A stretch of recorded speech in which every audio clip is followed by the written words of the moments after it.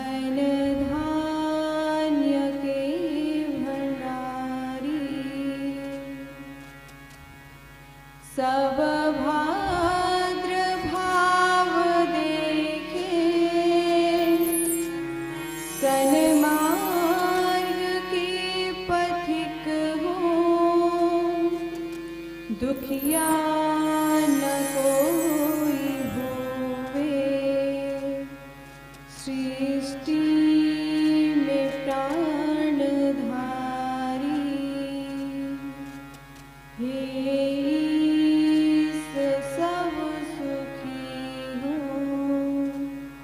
कोई न हो दुखारी,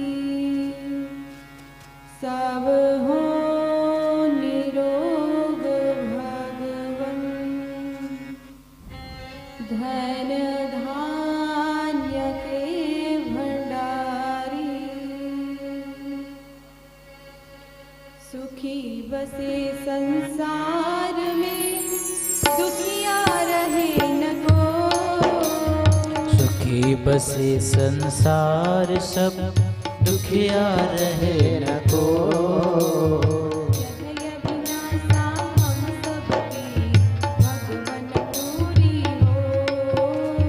यह अभिलाषा हम सबकी भगवन पूरी हो।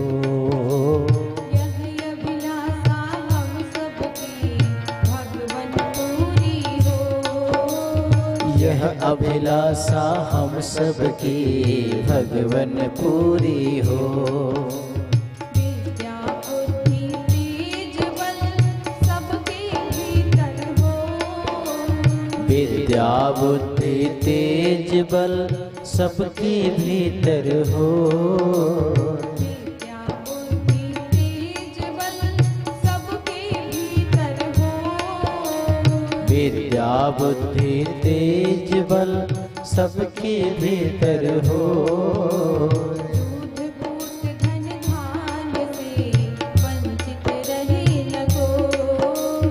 दूध पूत धन धान से वंचित रहे न कोई। दूध पूत धन धान से वंचित रहे न कोई। दूध पूत धन ध्यान से वंचित रहे न कोई। आपकी भक्ति प्रेम से मन होवे भरपूर। आपकी भक्ति प्रेम से मन होवे भरपूर। आपकी भक्ति प्रेम से मन होवे भरपूर। आपकी भक्ति प्रेम से मन होवे भरपूर। राग द्वेष से चित मेरा को सौभाग्य दूर। राग द्वेष से चित मेरा को सौभाग्य दूर। राग द्वेष से चित मेरा को सौभाग्य दूर। राग द्वेष से चित मेरा को सौभाग्य दूर।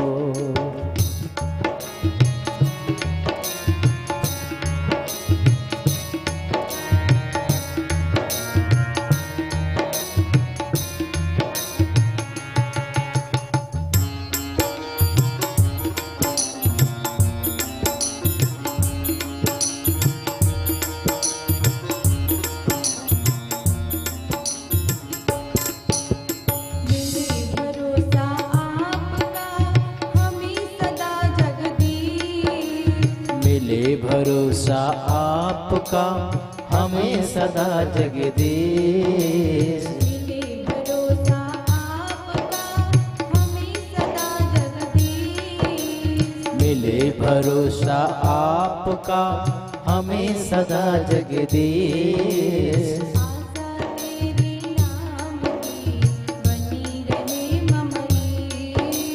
आशा तेरे नाम की बनी रहे ममईश। आशा तेरे नाम की बनी रहे ममईश। आशा तेरे नाम की बनी रहे ममईश। पाप से हमें बचाइए करके दया दयाल। पाप से हमें बचाइए करके दया दयाल। पाप से हमें बचाइए करके दया दयाल। पाप से हमें बचाइए करके दया दयाल।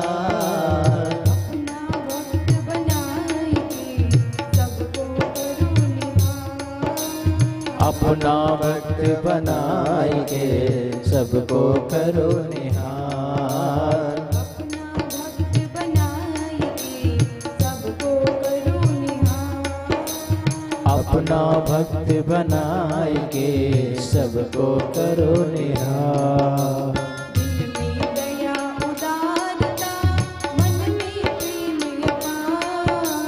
दिल में दया उदारता मन में प्रेम अपार।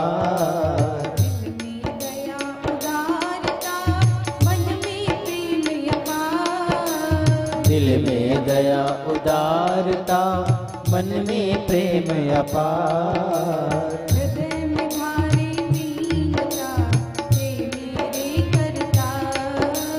हृदय में धारे दीनता हे मेरे करतार। हृदय में धारे दीनता हे मेरे करतार। हृदय में धारे दीनता हे मेरे करतार। हाथ जोड़ विनती करूं सुनिए कृपा निधान। हाथ जोड़ विनती करूं सुनिए कृपा निधान। हाथ जोड़ विनती करूं सुनिए कृपा निधान। हाथ जोड़ विनती करूं सुनिए कृपा निधान। साधु संगत कीजिए दया धर्म का दान। साधु संगत दीजिए दया धर्म का दान। साधु संगत दीजिए दया धर्म का दान। साधु संगत दीजिए दया धर्म का दान। साधु संगत दीजिए दया धर्म का दान। साधु संगत दीजिए दया धर्म का दान। साधु संगत दीजिए दया धर्म का दान। बोलिए भक्तवत्सल भगवान की जय श्री हो। हनुमान जी महाराज की जय हो। श्री राधे राधे गोविंद गोविंद राधे। श्री राधे राधे गोविंद गोविंद राधे। राधे राधे गोविंद गोविंद राधे। श्री राधे राधे गोविंद गोविंद राधे।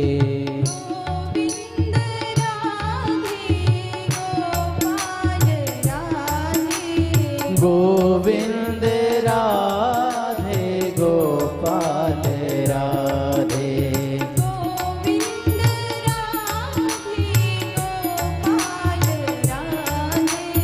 गोविंद राधे गोपाल राधे। गोविंद राधे गोपाल राधे। राधे राधे गोविंद गोविंद राधे।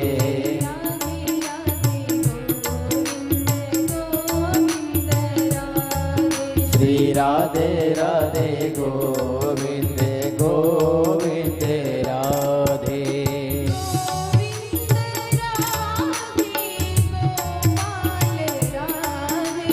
गोविंद राधे गोपाल राधे।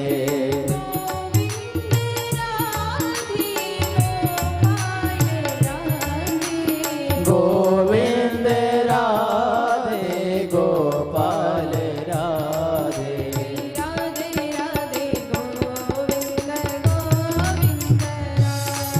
श्री राधे राधे गोविंद गोविंद राधे।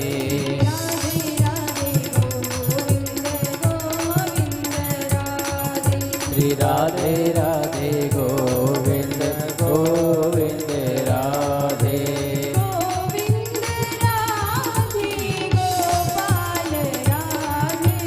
गोविंद राधे गोपाल राधे।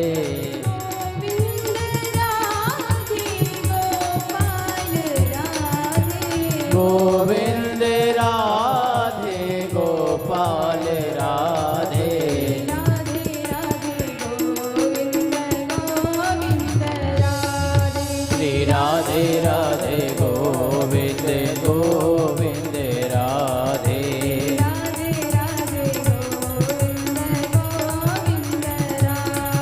श्री राधे राधे गोविंद गोविंद राधे।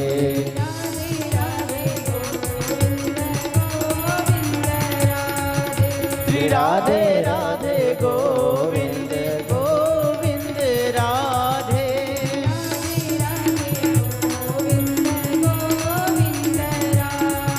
श्री राधे राधे गोविंद गोविंद राधे।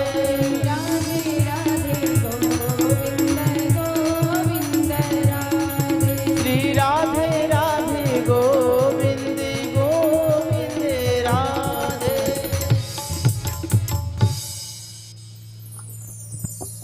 पूरे भक्तवत्सल भगवान की जय हो। श्री हनुमान जी महाराज की जय हो। शिव उमापति महादेव की जय हो। श्री रमापति रामचंद्र की जय हो। अकारण करुणावरुणाले मर्यादा पुरुषोत्तम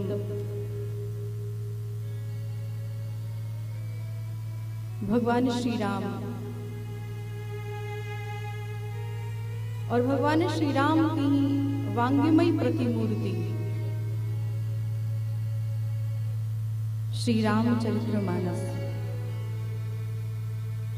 जिनकी कथा हम सभी लोग श्रवण कर रहे हैं। श्री रामचरितमानस में जिन कथाओं का वर्णन है, भगवान श्री राम, श्री सीता जी, श्री किशोरी जी, उनके चरणों में कोटि कोटि प्रणाम।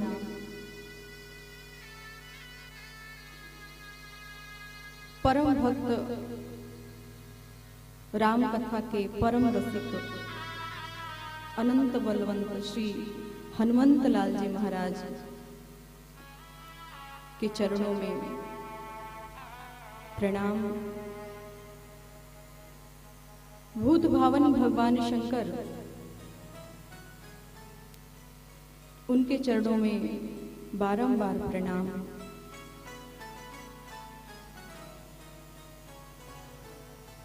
आप समस्त नगरवासी, छुरा बाजार के जितने भी सदस्य हैं, जितने भी नर नारी हैं, बाल वृद्ध हैं, आप सभी के हृदय में विराजमान प्रभु श्री राम जी के चरणों में सत सत नमन।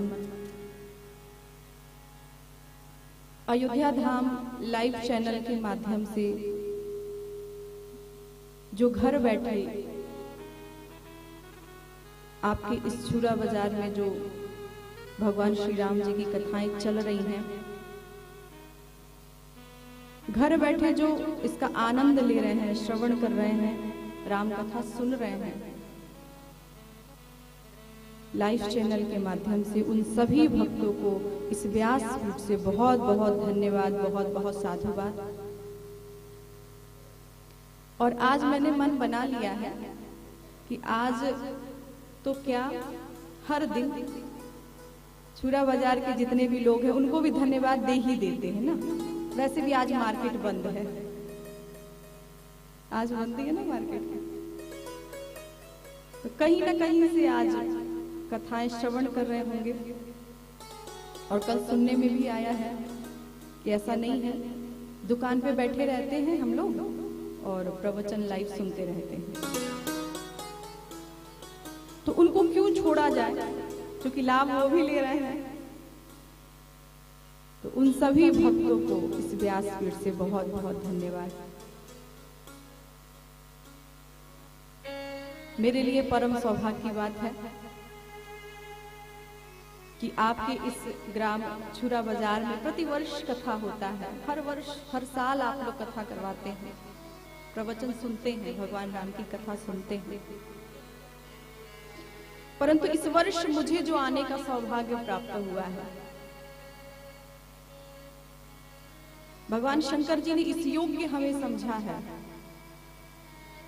इस लायक उन्होंने समझा है और आपने हमें बुलाया है। हृदय से आप सभी का बहुत बहुत आभार। भगवान की बहुत बड़ी कृपा है कि आप सभी लोग 70 वर्षों से प्रवचन सुन रहे हैं, कथाएं सुन रहे हैं।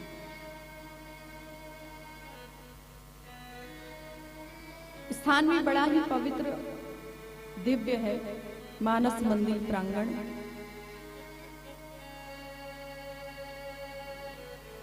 और जो समिति है श्रीमन मानस प्रचार यज्ञ समिति, जिस समिति का ध्येय ही है कि मानस की कथा, श्री रामचरित मानस की कथा जन जन तक पहुंचे, प्रत्येक व्यक्ति तक पहुंचे। और आज वही साकार हो रहा है लाइव चैनल के माध्यम से। आपके छुरा बाजार वाले तो सुन ही रहे हैं, यहां पर आकर सुने या लाइव चैनल के माध्यम से सुने, परंतु जो अन्य प्रांत में बैठे हैं, विराजमान हैं, वो सब इन कथाओं का आनंद ले रहे हैं। तो कहीं ना कहीं इसका श्रेय आप सभी को जाता है।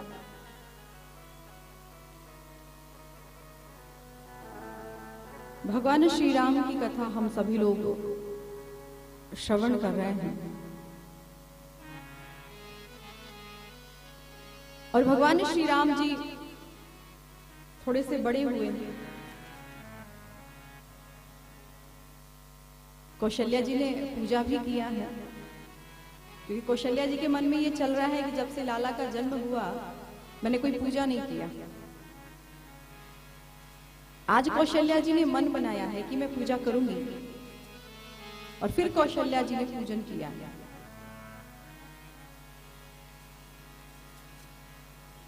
प्रभु ने अपनी माया का दर्शन, अपनी विराट स्वरूप का दर्शन कौशल्या जी को कराया है। प्रभु ने ऐसी माया किया है, ऐसी लीला की है कि कौशल्या जी भूल गई कि मैंने विराट स्वरूप का दर्शन किया। क्यों? क्योंकि मन में जब ये बात बनी रहे ना कि ये भगवान है, ये परमात्मा है, तो हम उनकी पूजा करेंगे, हमें उनसे भय लगेगा, डर लगेगा। इसलिए तो कहते हैं कि भक्त का कोई ना कोई संबंध भगवान से होना चाहिए। जब आप अपना पुत्र मानेंगे, अपना लाला मानेंगे, अपना बाबू मानेंगे, तो आपको भय नहीं लगेगा। आप लाड प्यार वैसे ही करेंगे जैसे आप अपने पुत्र को करते हैं। भगवान राम जी ने कहा, मैया यदि मुझे अपनी पूजा ही करवानी होती, अगरबत्ती ही दिखवाना होता, आरती पूजा ही अपनी करवानी होती, तो मैं वैकुंठ में करवा लेता, फिर आपके पास आने का कोई कारण नहीं था। वैकुंठ छोड़कर यदि मैं आपके अयोध्या में आया हूं, आपके यहां में प्रकट हुआ हूं, जन्म हुआ हूं, तो मेरा कहीं ना कहीं ये ध्येय है, कहीं ना कहीं उद्देश्य है कि मुझे ममत्व मिल पाए, माँ का स्नेह प्रेम मुझे प्राप्त हो पाए। क्योंकि भगवान के जन्म लेने का यही कारण है। भगवान इस पृथ्वी पे जन्म लेकर क्यों आए? हाँ?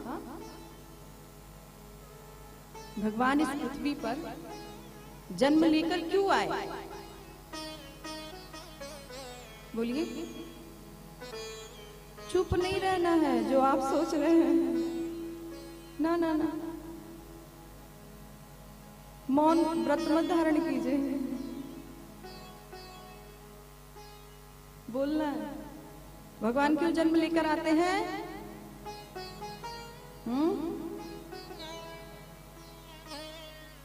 आपको लग रहा होगा ना कि 2-4 मिनट बाद वो खुद ही बताएंगे, हम क्यों बताने लग गए, यही ना लग रहा है आपको, पर मैं नहीं बताऊंगा। आपको केवल लग रहा है, पर मैं बताने वाली नहीं। बताना तो आपको ही पड़ेगा। 70 वर्षों से कथा श्रवण कर रहे हैं, सुन रहे हैं, ये तो आपको बताना ही पड़ेगा। भगवान का जन्म इस पृथ्वी पर क्यों होता है?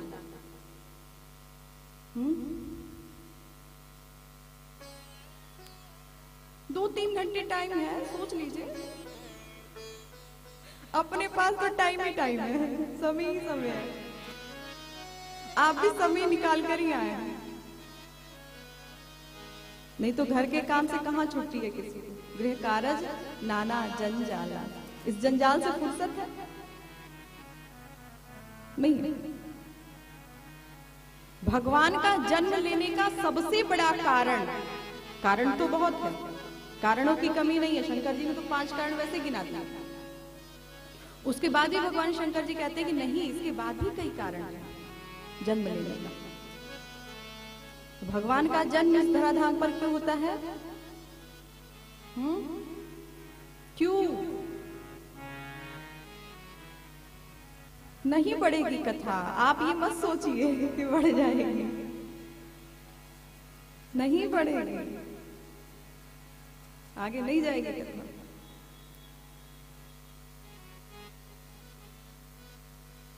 बोलना तो पड़ेगा ही आपको।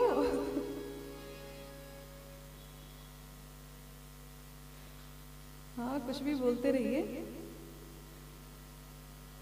भगवान का जन्म लेने का कारण अनेक है, परंतु लोग कहते हैं कि इतना अधर्म बढ़ गया, बाढ़ही असुर अधम अभिमानी, करही अनीति जाय नहीं वर्णन।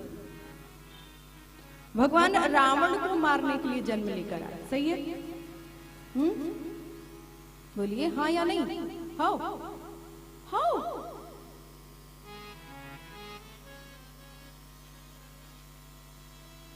भगवान राम रावण मारने के लिए आए। चलिए हम मान लिए कि रावण मारने आए, भगवान से पूछ लिया जाए। और हम क्या पूछें? ये बात भगवान से किसी ने पूछा है। कौन पूछा है? विभीषण जी ने भगवान राम जी से श्री रामचरितमानस में पूछा है।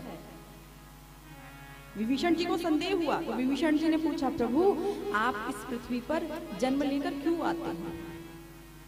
क्यों जन्म लेते हैं? मेरे भाई रावण इतना अत्याचार किया, इतना पापाचार,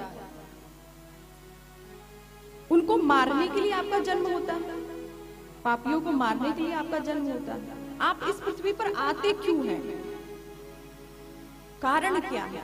कारण तो वैसे बहुत है, पर हम आपके मुख से सुनना चाहते हैं कि हे प्रभु आप आते क्यों हैं? विभीषण जी ने स्वयं पूछा। तो भगवान राम जी ने कहा, विभीषण मैं आपके भाई को मारने के लिए नहीं आता। मैं रावण कुंभकर्ण ये जितने भी राक्षस हैं, इनको मारने के लिए मेरा जन्म नहीं होता है।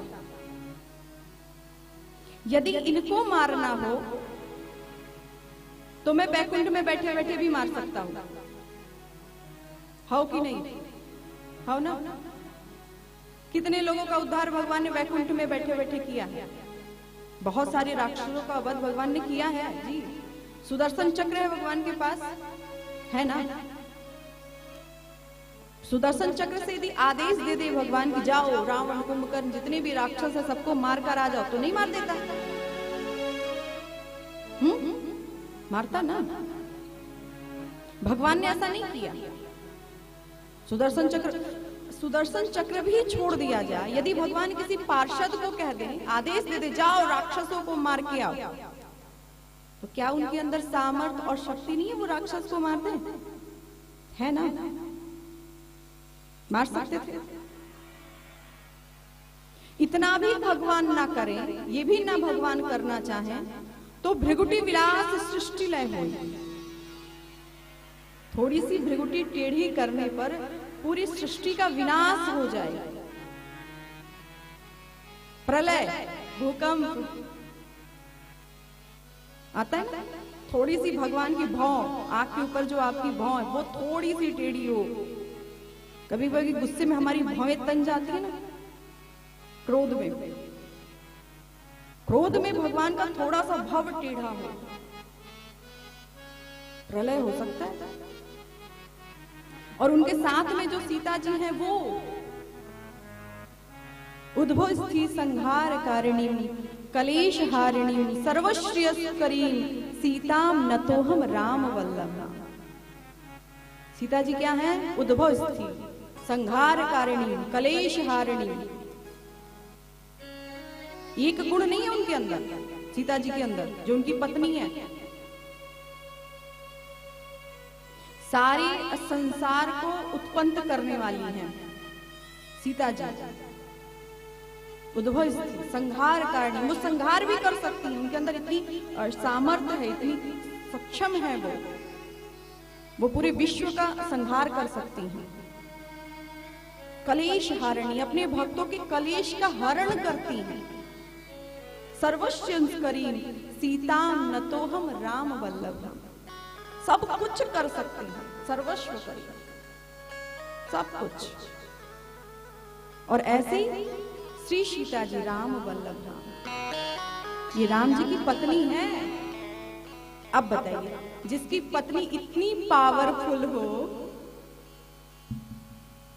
इतना पावर रखती हो,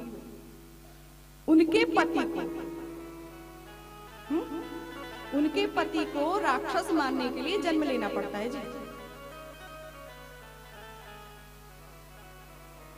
विचार, आप स्वयं विचार करिए ना।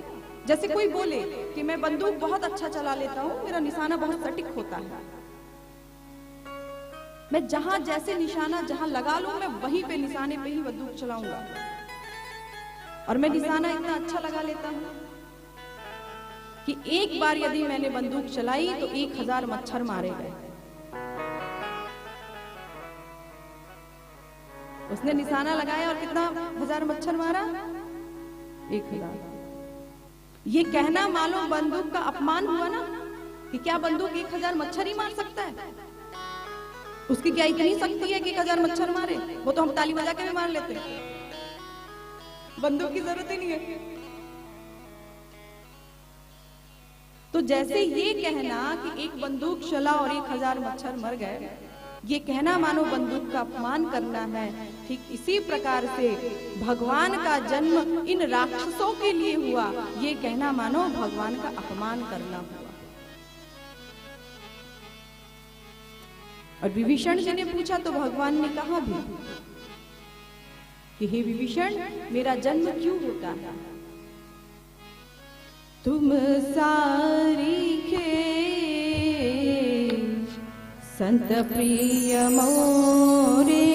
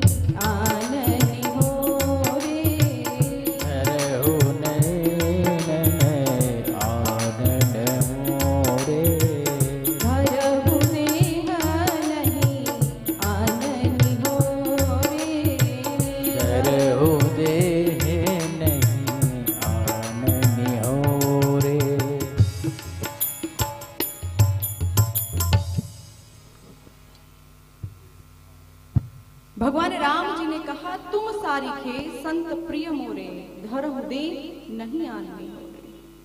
हे विभीषण, मेरा जन्म तेरे ऐसे भाई को मारने के लिए नहीं होता। मैं कहीं से कभी भी किसी से मरवा सकता हूँ, परंतु मेरा जो जन्म है वो तुम्हारे ऐसे संत के लिए होता है। तुम सारिखे संत प्रिय मोरे, धरहु दे नहीं आने। स्पष्ट भगवान ने कहा, दूसरा कोई कारण है ही नहीं है कोई कारण।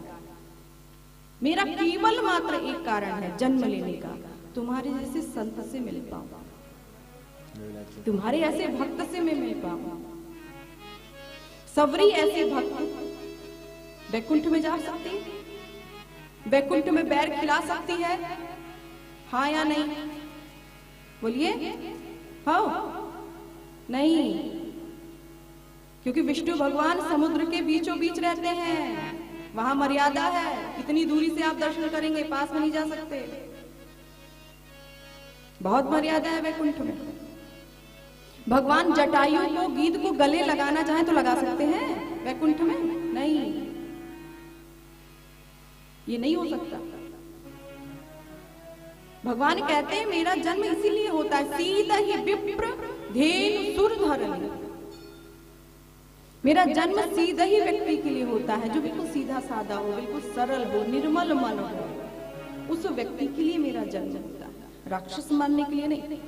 हाँ, रास्ते में मिल जाते हैं तो उनको भी मुक्ति हम दे ही देते हैं कि भाई तुम भी मुक्त हो जाओ, पर मेरे जन्म लेने का कारण ये राक्षस नहीं है, मेरे जन्म लेने का कारण तुम्हारे जैसे संत, अगस्त ऋषि ऐसे संत से मिलने के लिए मेरा जन्म होता है, वाल्मीकि ऋषि ऐसे संत से मिलने के लिए, भरद्वाज ऐसे संत से मिलने के लिए, गीध जटायु से मिलने के लिए, सवरी जी से मिलने के लिए, हे विभीषण मेरा जन्म तेरे ऐसे संत के लिए होता है, राक्षसों के लिए।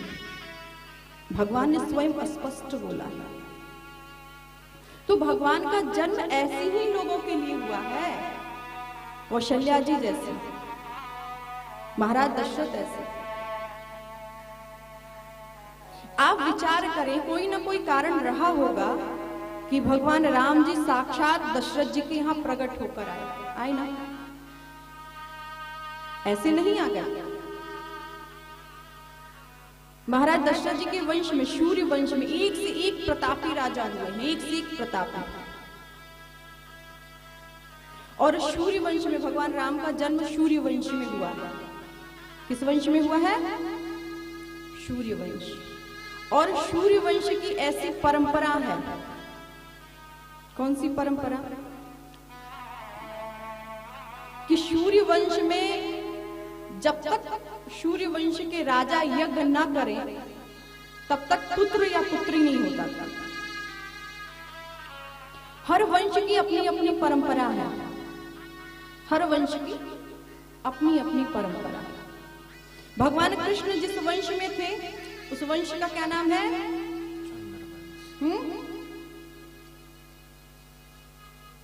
कौन सा?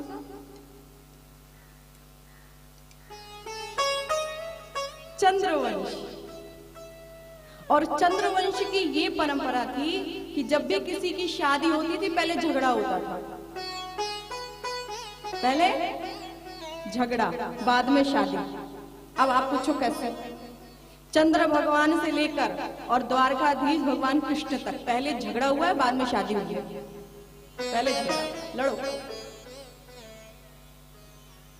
अपने साले साहब से ही कृष्ण भगवान लड़ गए, बोले 100 गाली माफ, 101वां नहीं।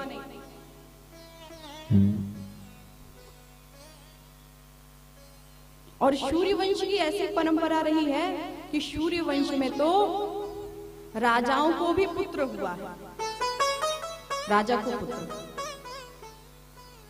जबकि ऐसा होता है, बोलिए, पुरुष को कभी लड़का या लड़की होता है? नहीं ना, सूर्य वंश में हुआ है, राम जी के वंश में, सूर्य वंश में हुआ है। राम जी के ही पूर्वज थे, ये मन गढ़ंत बातें नहीं है, गरुड़ पुराण में स्पष्ट लिखा है। आपको विश्वास ना हो, आप गरुड़ पुराण पढ़ लीजिए।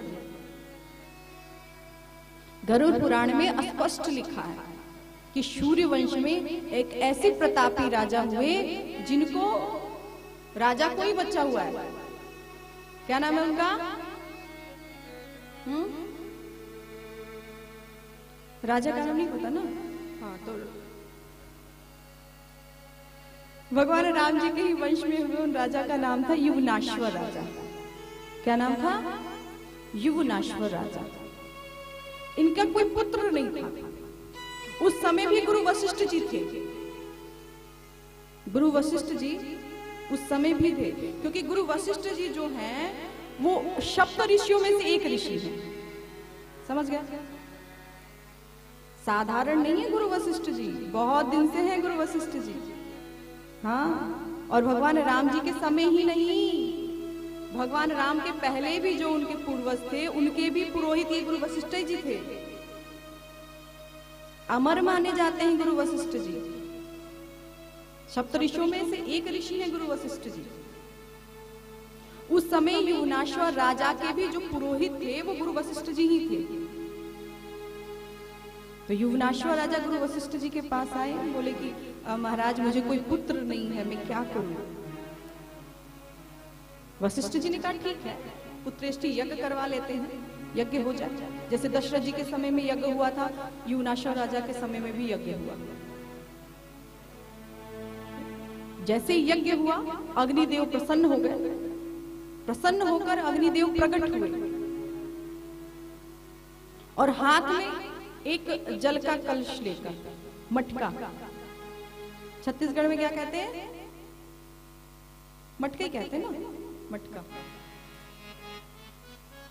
तो मटका लेकर अग्निदेव प्रकट हुए, गुरु वशिष्ठ जी को दिया और गुरु वशिष्ठ जी ने युवनाश्वर राजा को दिया।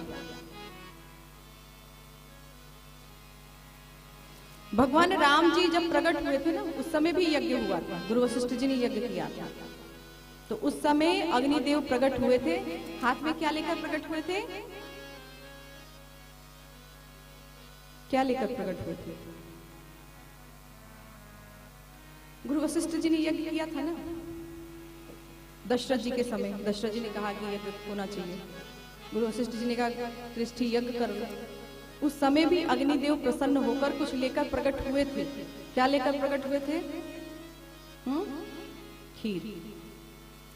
पर इस समय खीर लेकर प्रकट नहीं हुए थे, इस समय मटके में जल लेकर प्रकट हुए थे और वो जल अभिमंत्रित था, साधारण जल नहीं था, अग्निदेव लेकर। और फिर उन्होंने कहा कि इस जल को आप अपने महल में लेकर जाए रखें और प्रातः काल स्नान ध्यान करने के बाद, आपकी रानी पूजा पाठ करने के बाद इस जल को अपनी रानी को पिला देना। और जैसे ये रानी जल पिएगी कुछ समय उपरांत पुत्र की प्राप्ति होगी। युवनाश्वर राजा ने कहा ठीक है, वो लेकर गए।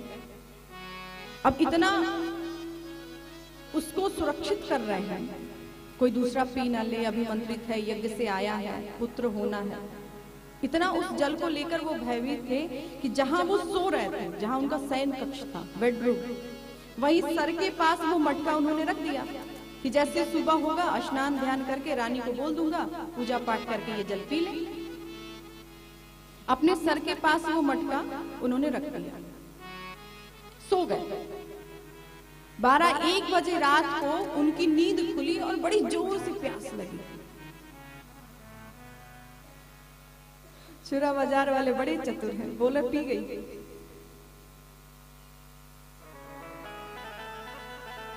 तो वो रात में रख 12-1 बजे वो जागृत हुए तो उनका दिमाग काम नहीं किया, भूल गए थे कि जल ये अभिमंत्रित जल है। और उन्होंने प्यास में इतने ही व्याकुल थे कि वो मटके के जल वो खुद ही पी गए, राजा ही पी गए।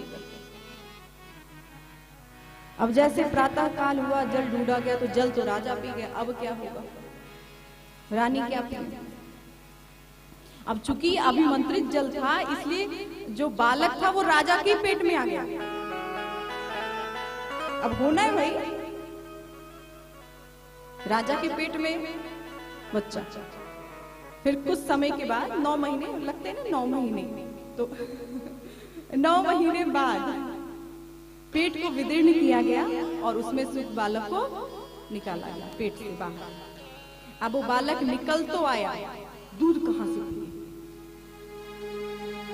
माँ हो तो दूध पिलाए, अब पिताश्री बाप कहां से दूध पिलाए जी? अब इसका पालन पोषण कैसे हो इस बालक का, बड़ा कैसे होगा ये बालक? इंद्र देवता को बुलाया गया और इंद्र देवता ने क्या किया कि अपनी तर्जनी उंगली उस बालक के मुंह में रखा है और जैसे उनके मुंह में रखा वैसे उस बालक का पालन पोषण होना प्रारंभ हुआ। वही बालक आगे चल के क्या हुआ? मानधाता। उसी बालक का नाम जो राजा के पेट से हुए थे, उसी बालक का नाम आगे चल के मानधाता हुआ। तो भगवान श्री राम जी कौशल्या जी के यहाँ जन्म लेते हैं। क्यों? क्योंकि मुझे स्नेह मिल पाए, मुझे प्रेम मिल पाए। माँ को विराट स्वरूप दिखा दिया, माँ डर गई है, भगवान बुद्धि भ्रमित कर दी, माँ ये भूल गई, मैंने विराट स्वरूप का दर्शन किया। अब माँ प्रेम करना प्रारंभ करती है। भगवान श्री राम जी थोड़े से बड़े भी हो गए हैं। अब भगवान इतने बड़े हो गए हैं, इतने बड़े, दांत भी हो गया है, चल भी रहे हैं थोड़ा थोड़ा, कि जब भी महाराज दशरथ जी भोजन करते हैं, भगवान राम जी को खिलाकर ही भोजन करते हैं। पहले राम जी भोजन कर लेते, गोद में बिठा लेते, पहले वो भोजन कर लेते, फिर महाराज दशरथ जी भोजन करते। भोजन कराता बोल जब राजा, भोजन करते बोल जब राजा, नहीं आवत तजी बाल समाजा, नहीं आवत तजे बाल समाजा, नहीं आवत तजी बाल समाजा, नहीं आवत तजे बाल समाजा। कौशल्या जब, कौशल्या जब, कौशल्या जब, बोलन जाई, ठुमके ठुमका प्रभु चलनी पराई, ठुमुक ठुमुक प्रभु चलहि पराई, ठुमक ठुमका प्रभु चलनी पराई, ठुमुक ठुमुक प्रभु चलहि पराई, कौशल्या जब बोलन जाई, कौशल्या जब बोलन जाई, ठुमक ठुमक प्रभु चलहि पराई, ठुमुक ठुमुक प्रभु चलहि पराई। भोजन करत बोल जब राजा।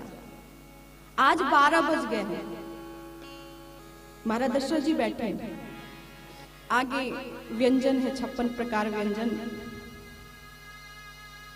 महाराज दशरथ जी भोजन करें, इसके पहले राम जी की आवश्यकता है कि राम जी भोजन करें, उसके बाद महाराज दशरथ भोजन करें।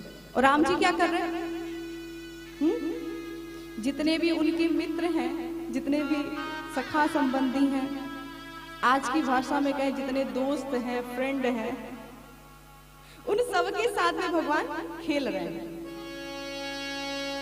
समय अधिक हो गया तो महाराज दशरथ जी ने मंत्रियों से कहा, आप जाइए और जाकर राम जी को लेकर आइए। इतना समय हो गया, राम जी ने कुछ खाया नहीं है, भूखे होंगे, भूख लगी होगी उनको, जाइए।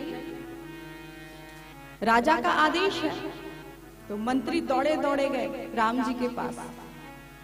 राम जी चलिए, महाराज बुला रहे, राम जी चलिए भोजन करने चलिए, महाराज बुला रहे।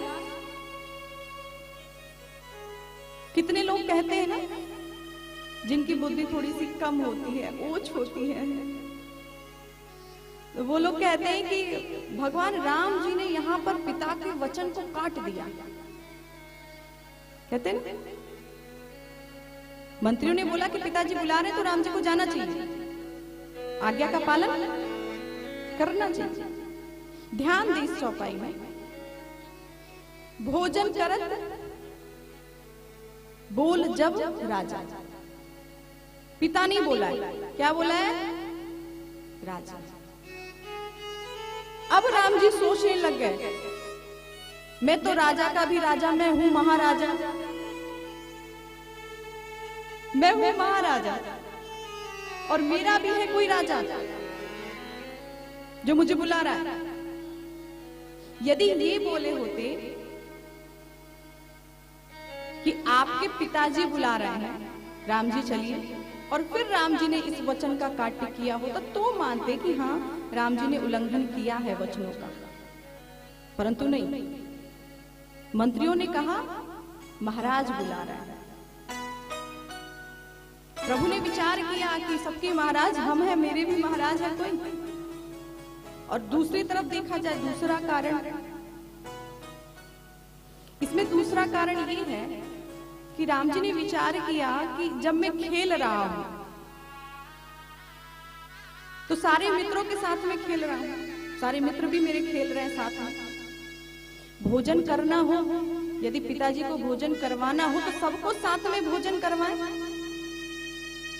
नहीं तो हमारे मित्र क्या सोचेंगे कि खेलते समय तो राम जी सबके साथ खेले और जब भोजन करना हुआ तो अकेले जाके भोजन करके चले आए। ये तो मर्यादा नहीं कहती ना।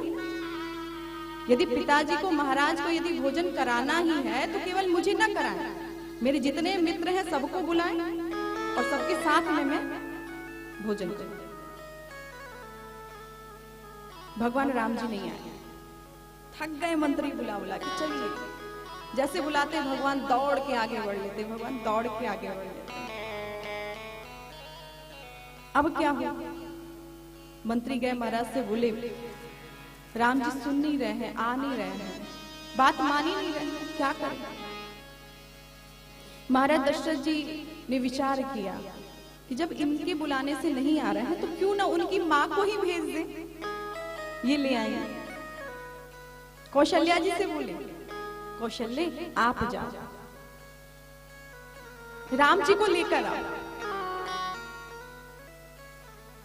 कौशल्या जी जाती है राम जी को लेने के लिए। कौशल्या जी बोलती है महल पे है, छत पे महल पे है। कौशल्या जी ने कहा राम जी चलिए, भोजन का समय हो गया, भोजन कर लीजिए। राम जी नहीं सुन रहे, खेलने में। कौशल्या जी ने देखा कि प्रभु सुन नहीं रहे हैं तो कौशल्या जी नीचे उतर के आई और फिर कौशल्या जी ने कहा चलिए, भगवान दौड़ लगाए। जैसे भगवान दौड़ लगाए उनके पीछे कौशल्या जी दौड़ लगाई। सब लोग लाज छोड़ के मैं एक रानी हूँ, मैं एक महारानी हूँ, ये सब सोचना छोड़ दिया कौशल्या जी ने। और फिर कौशल्या जी दौड़ लगाती राम जी के पीछे पीछे पीछे पीछे, दौड़ते दौड़ते जाती और भगवान राम जी को उठाकर अपने गोद में लेती हैं और लेकर आकर महाराज दशरथ जी की गोद में बिठा देती हैं। विचार करें आप कि महाराज दशरथ कौन है? महाराज दशरथ ज्ञान है। क्या है महाराज दशरथ? ज्ञान। और कौशल्या जी क्या है? भक्ति है। कोई ज्ञानी व्यक्ति, बहुत बड़ा पढ़ा लिखा हो, विद्वान हो, 18 पुराण का ज्ञाता हो, वेद पुराण जानता हो, कोई ज्ञानी, और किसी के अंदर ज्ञान हो जाए तो कहीं ना कहीं थोड़ा बहुत अभिमान तो आ ही जाता है। अब ज्ञानी व्यक्ति सोचता है कि मैं अपने ज्ञान के बल से भगवान को प्राप्त कर सकता हूं, तो क्या वो प्राप्त कर लेगा? हो कि नहीं? हाँ? बहुत बड़े ज्ञानी हो गए, बहुत ज्ञान आ गया, वेद पुराण शास्त्र सब कुछ हमने रट लिया, पढ़ लिया, बहुत बुद्धिमान है, बहुत चतुर है, भगवान मिल जाएंगे? नहीं मिलेंगे ना। भगवान कहते हैं राम अतर्क बुद्धि मन वाणी मत हमार अस सुनहु सयानी। भगवान शंकर कहते हैं कि हे पार्वती, भगवान राम तर्क के चौराहे से काफी दूर है। जहां पर तर्क होता है भगवान वहां नहीं होते हैं, उसके चौराहे से भगवान कोसों दूर है। भगवान को तर्क से नहीं पाया जा सकता है। कोई ज्ञानी व्यक्ति अपने ज्ञान के अभिमान में भगवान को प्राप्त, महाराज दशरथ जी ज्ञानी है, इनको भगवान तब तक नहीं मिले जब तक ये कौशल्या रूपी भक्ति का इन्होंने सहारा नहीं लिया। भक्ति चाहिए, कितने भी बड़े ज्ञानी हो जाओ भगवान नहीं मिलेंगे। हाँ, यदि आपके अंदर ज्ञान है और साथ में भक्ति भी है, भगवान का प्रेम भी है, भक्ति भी है, तो भगवान आपको मिल जाएंगे। केवल भक्ति हो और ज्ञान ना हो तो भगवान मिलेंगे कि नहीं? हाँ या नहीं? बोलिए। हाँ ना? कुछ लोग बोल रहे हाँ, कुछ लोग बोल रहे ना। मिलेंगे। राम ही केवल प्रेम प्यारा, कोई ज्ञान नहीं चाहिए उनको, ज्ञान नहीं, केवल भक्ति यदि आपके अंदर हो, प्रेम केवल हो, भगवान आपको मिलने वाले हैं। ज्ञान की आवश्यकता ही नहीं है, जरूरत ही नहीं है, भक्ति होनी चाहिए। पर ज्ञान हो भक्ति नहीं हो तो भगवान, ज्ञानी होना बड़ी बात नहीं है, ज्ञानी बनने के चक्कर मत पड़ो, भक्त बनने के चक्कर में पड़ो। भक्त बनिए, भगवान से प्रेम करिए आप। नहीं तो आजकल के लोग ऐसा प्रेम करते हैं, कोई करे तो हमें क्षमा करे। राम जी को भी प्रेम करेंगे, कृष्ण भगवान मिल गए बांसुरी तो उनको भी प्रेम हो गया, शंकर भगवान मिल गए, महाशिवरात्रि आ गई तो हर हर महादेव हो गया। मैं ये नहीं कहती कि उनको मानना नहीं चाहिए, प्रणाम नहीं करना चाहिए, पूजा नहीं करना चाहिए, करना चाहिए, करो, जरूरी है, परंतु भक्ति और प्रेम किसी एक भगवान से ही करनी चाहिए। ये नहीं कि 33 कोटि में आप उलझ जाइए, इनको भी कर ले थोड़ा, इनको भी कर ले, इनको भी कर ले, और जब अंत समय आए तो आप सोचने लग जाओ राम जी को याद करें कि भगवान कृष्ण को याद करें कि हनुमान जी को याद करें, किसको याद करें, किस भगवान को याद करें? अंत समय कंफ्यूज हो जाओगे, दिमाग नहीं काम करेगा। सम्मान सबका करें, आदर आप सबका करें, पूजा आप सबका करें, पर इष्ट आपका एक, प्रेम एक से हो, समर्पण एक से हो, भाव एक से हो। और ऐसा भक्त जब होता है ना तो वो कहता है मेरे भगवान हैं और हम हैं, इसके लिए अलावा कोई दुनिया में कुछ है ही नहीं। अब मुझे फुर्सत ही नहीं है कि मैं किसी और के पास जाऊं, क्योंकि त्याग और समर्पण ही तो भक्ति है, प्रेम है। मेरे पास फुर्सत ही नहीं है जी, टाइम नहीं है मेरे पास इतना। मेरे भगवान मुझे छोड़ते कहाँ है, कितना मेरे पास टाइम है। अब किसी महफिल में जाने, अब किसी महफिल में जाने की हमें फुर्सत नहीं, अब किसी महफिल में जाने की हमें फुर्सत नहीं। एक सिर था झुक गया जो आपके दरबार में, एक सिर था झुक गया जो आपके दरबार में, अब कहीं सर को झुकाने की हमें फुर्सत नहीं, अब किसी महफिल में जाने की हमें फुर्सत नहीं, अब किसी महफिल में जाने की हमें फुर्सत नहीं, अब किसी महफिल में जाने की हमें फुर्सत नहीं, अब किसी महफिल में जाने की हमें फुर्सत नहीं।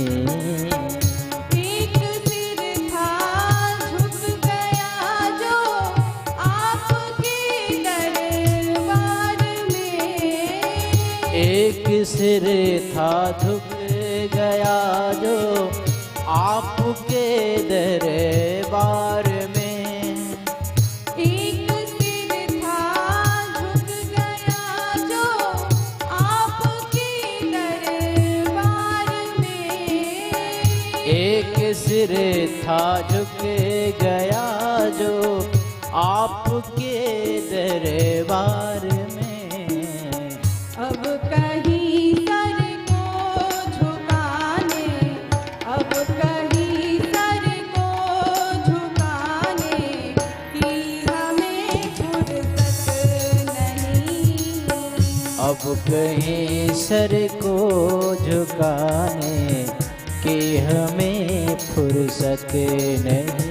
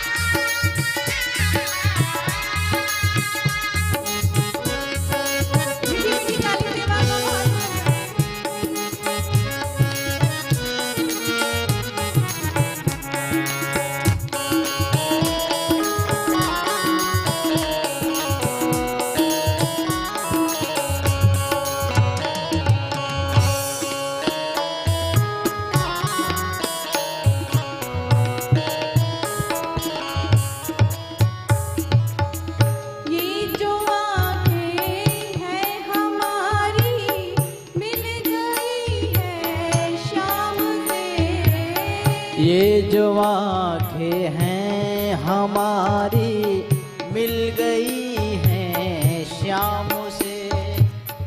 ये जो आँखें हैं हमारी मिल गई हैं श्याम से। ये जो आँखें हैं हमारी मिल गई हैं श्याम से।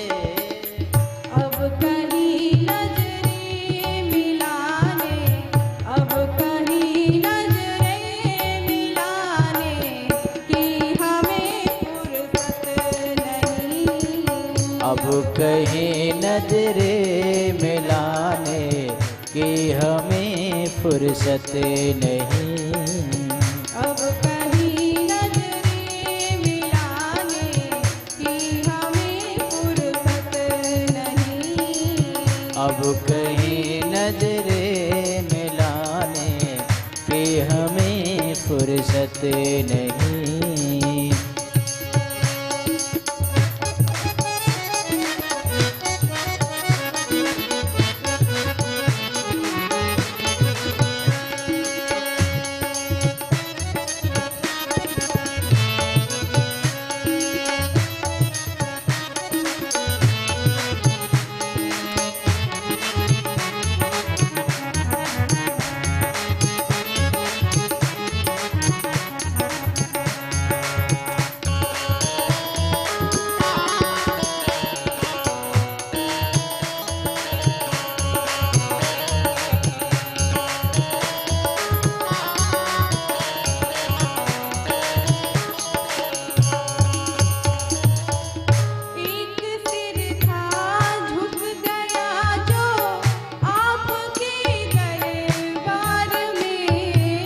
एक सिर था झुक गया जो आपके दरबार में। एक सिर था झुक गया जो आपके दरबार में। एक सिर था झुक गया जो आपके दरबार में। अब कहीं सर को झुकाने, अब कहीं सर को झुकाने की हमें फुर्सत नहीं। अब कहीं सर को झुकाने की हमें फुर्सत नहीं।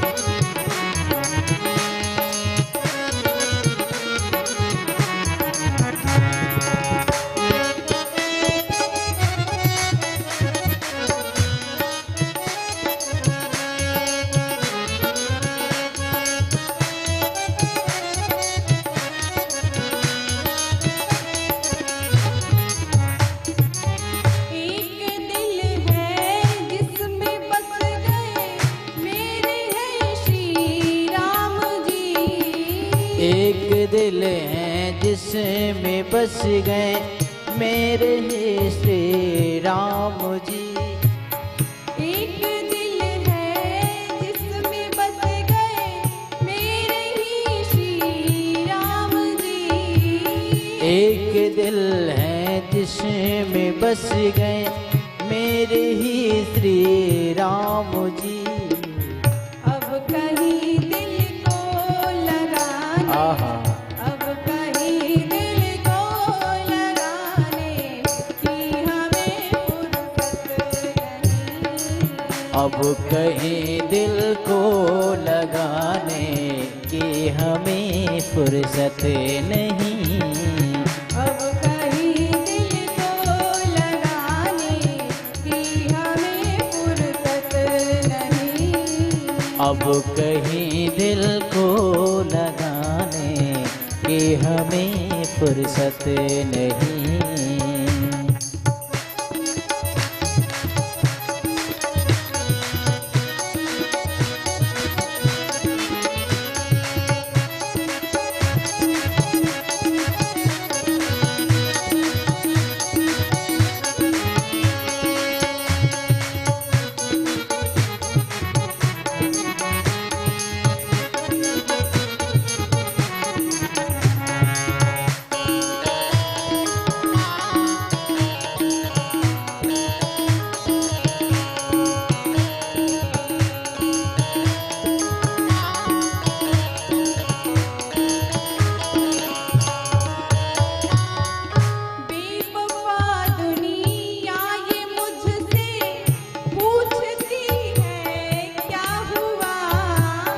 बेवफा है दुनिया मुझसे पूछती है क्या हुआ।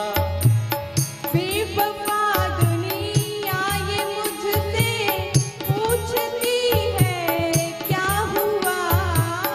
बेवफा दुनिया ये मुझसे पूछती है क्या हुआ। अब किसी को कुछ बताने, अब किसी को कुछ बताने की हमें फुर्सत नहीं। अब किसी को कुछ बताने की हमें फुर्सत नहीं। अब किसी महफिल में जाने की हमें फुर्सत नहीं। अब किसी महफिल में जाने की हमें फुर्सत नहीं। अब किसी महफिल में जाने की हमें फुर्सत नहीं। अब किसी महफिल में जाने की हमें फुर्सत नहीं। एक सिर था झुक गया जो आपके दरबार में। एक सिर था झुक गया जो आपके दरबार में। एक सिर था झुक गया जो आपके दरबार में। एक सिर था झुक गया जो आपके दरबार में। अब कहीं सर को झुकाने, अब कहीं सर को झुकाने की हमें फुर्सत नहीं। अब कहीं सर को झुकाने की हमें फुर्सत नहीं। अब किसी महफिल में जाने की हमें फुर्सत नहीं। अब किसी महफिल में जाने की हमें फुर्सत नहीं। अब किसी महफिल में जाने की हमें फुर्सत नहीं। अब किसी महफिल में जाने की हमें फुर्सत नहीं। बोलिए भक्तवत्सल भगवान की जय हो। श्री हनुमान जी महाराज की जय हो। शिव उमापति महादेव की जय हो। जो भक्त होता है उसे फुर्सत कहाँ होती है, जहां तहां दिल लगाते फिरे, इतना फुर्सत कहाँ।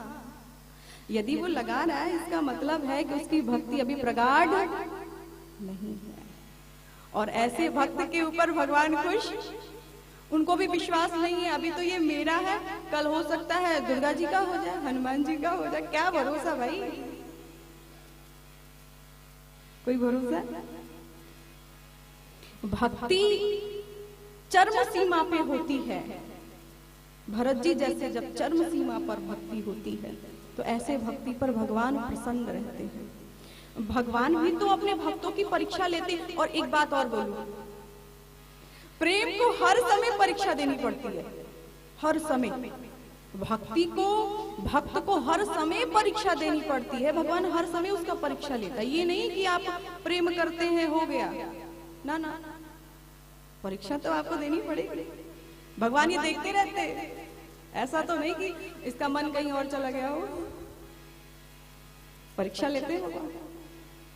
इसलिए तो हमारे जीवन में भगवान दुख देते हैं, कष्ट देते हैं। इसके अंदर धैर्य कितना है। तो भक्ति को हर समय परीक्षा से गुजरना पड़ता है, प्रेम को हर समय परीक्षा से गुजरना पड़ता है। और प्रेम तो पत्थर को भी भगवान बना देता है, और प्रेम शैतान को भी इंसान बना देता है। भक्ति है, प्रेम है, और इस भक्ति और प्रेम के वशीभूत होकर खींचे चले आए हैं भगवान श्री राम जी कौशल्या जी के यहाँ। महाराज दशरथ जी गोद में बिठाए हैं और फिर महाराज दशरथ जी भगवान राम जी को भोजन करा रहे हैं। भगवान राम जी भोजन कर तो रहे हैं पर इनका मन भोजन पर नहीं है ना। मन कहाँ है? खेलने। बच्चों की आदत होती है, यदि उनको खेलने का मन करे, भोजन खाना पीना सब छोड़ देते। माँ कितनी भी चिल्लाती रहे, अरे कुछ तो खा ले, भूख लगे, भूख ही नहीं है, मेरा भूख है ही नहीं। भगवान राम जी भी खेल रहे हैं तो भूख नहीं है। मन उनका कहाँ है? खेल में। भोजन कर रहे थे, एक तरफ कौशल्या जी थी, दूसरी तरफ कैकेयी जी, तीसरी तरफ सुमित्रा जी। तो भगवान राम जी ने कौशल्या जी से कहा, माँ इतना सा तो मेरा पेट है, मैंने भोजन कर लिया, मेरा पेट भर गया है। माँ अब मुझे आप खेलने जाने दीजिए, मैं अब खेलने जाऊंगी। कौशल्या जी ने कहा, नहीं नहीं राम, आप भोजन पूरा करेंगे, आप खेलने नहीं जाएंगे, अभी आपका पेट नहीं भरा है, आप भोजन करिए। सुमित्रा जी से भगवान राम जी ने कहा, माँ आप कहें तो मैं खेलने जाऊं, मेरा पेट भर गया है। सुमित्रा जी ने कहा, बिल्कुल नहीं, बदमाशी नहीं चलेगा, बिल्कुल शरारत नहीं, पहले भोजन उसके बाद जाना है आपको। अब भगवान राम जी क्या करें? माताएं घेर के बैठ खड़ी हैं, माताओं को पता है भाग लेंगे ये, चले जाएंगे। कैकेयी जी से कहा, माँ आप थोड़ा सा इशारा कर दो, थोड़ा सा रास्ता आप दे दो कि मैं भाग जाऊं, मेरा भोजन हो गया है, मेरे मित्र मेरा इंतजार कर रहे हैं, मुझे जाना है, खेलना है, मुझे मेरा पेट भर गया है। और कैकेयी जी बहुत प्रेम करती थी भगवान राम से, वो इतना प्रेम करती थी, इतना प्रेम करती थी कि उन्होंने भगवान राम जी के लिए इतना बड़ा कलंक अपने ऊपर ले लिया, इतना बड़ा कलंक, इतना प्रेम करती है। कैकेयी जी ने कहा, राम यदि आपका मन नहीं है भोजन करने के लिए तो बेटा मैं थोड़ा सा जगह देती हूँ, आपको यदि भागना हो तो इसी जगह में भाग लेना। राम जी ने कहा, ठीक है, अब तैयारी हो गई, बात हो गई आपस में, ठीक है। भगवान राम जी ने क्या किया, जैसे कैकेयी जी ने इशारा किया, भगवान राम जी हाथ में दही और चावल हाथ में भरकर वहां से भोजन करत चपल चित इत उत अवसर पाए, भाज चले किलकत मुख दधियो दन लपटाई। दधियो दाना लपटाई। आज भगवान राम हाथ में दही और चावल लेकर, दही चावल क्यों? क्योंकि काग भुसुंडी जी है ना, वो भूखे प्यासे हैं, वो जो देंगे वही तो खाएंगे, उनके लिए। भगवान राम जी अब थोड़े से बड़े हुए हैं। भगवान इतने बड़े हो गए कि अब उनको विद्या अध्ययन करने की आवश्यकता है, पढ़ने की जरूरत है। और भगवान पढ़ने के लिए कहाँ जाते हैं? गुरु वशिष्ठ जी के यहाँ। गुरु गृह पढ़ ना गए रघुराई, गुरु पढ़ ना गए रघुराई। गुरु गृह पढ़ने गए रघुराई,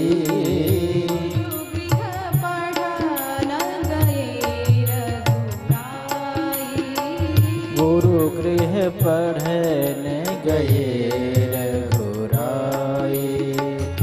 अल्पकाल विद्या सब आई, अल्पकाल विद्या सब आई, अल्पकाल विद्या सब आई, अल्पकाल विद्या सब आई।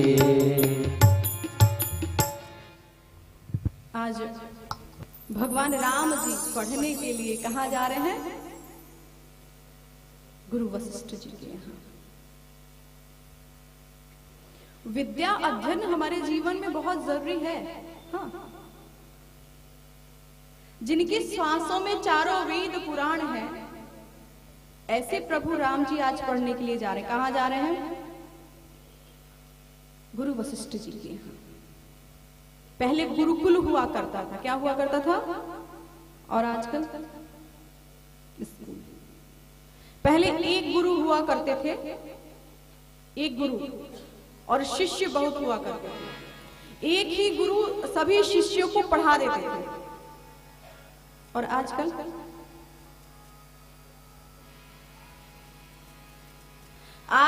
चेला ही गुरु को पढ़ा दे रहा है। पहले एक गुरु पढ़ा दिया करते थे, आज तो आधे घंटे में एक मास्टर चेंज नहीं, आधे आधे घंटे पर हर विषय के अलग अलग हैं टीचर, अलग अलग टीचर।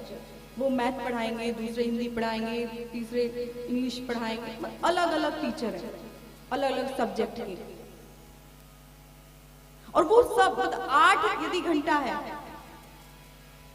8 सब्जेक्ट है, 8 टीचर है, वो 8 मिलकर एक बच्चे को नहीं पढ़ा पाते, 8 मिलकर। और पहले एक गुरु और शिष्य अनेक हुआ करते। गुरु द्रोणाचार्य को देखिए, एक ही थे। पांडव को उन्होंने पढ़ाया और सभी जितने भी राजसी थे, राजकुमार, उन सभी को गुरु द्रोणाचार्य ने पढ़ाया। ऐसे ही गुरु वशिष्ठ जी ने भी भगवान राम जी को पढ़ाया। हमारे जीवन में भी विद्या होना, पढ़ाई होना अति आवश्यक है। पर आजकल इतना भेदभाव किया जाता है ना, लड़की को कम पढ़ाया जाता है, लड़के को ज्यादा पढ़ाया जाता है। क्यों? बोले उसका जॉब लगेगा, वो कमाएगा तो हमारा घर चलेगा, बुढ़ापा हमारा चलेगा। इतना पढ़ाते हैं, इतना पढ़ाते हैं कि लड़के को पढ़ने के लिए विदेश तक भेज देते थे। कहाँ भेजते? विदेश। अब वो जाकर विदेश में पढ़ के आया है, अब वो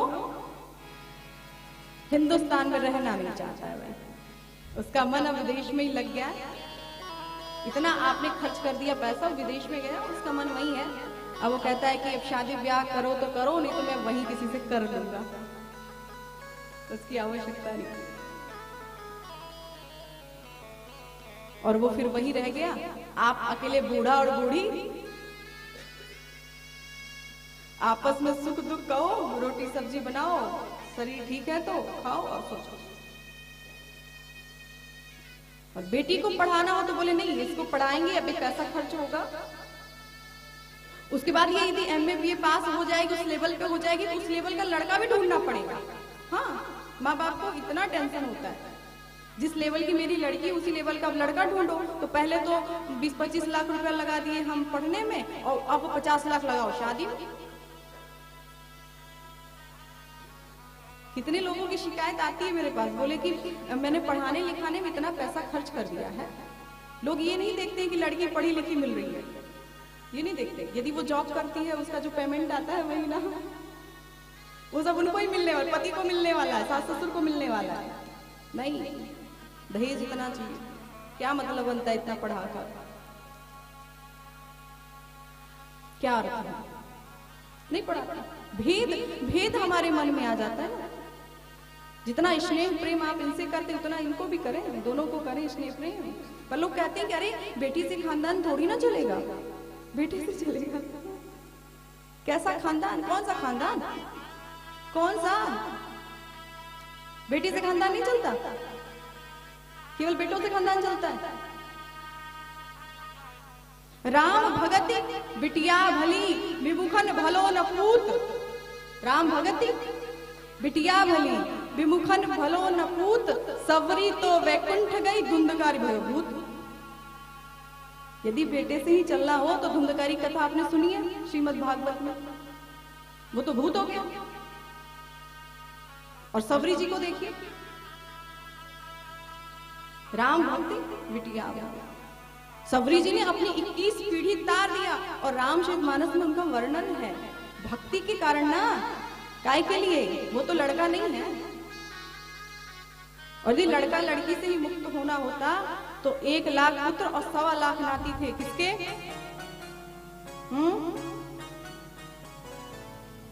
अब बोलिए। और इतना वो विद्वान था, उसने बोला कि मैं स्वर्ग में सीढ़ी लगा दूंगा।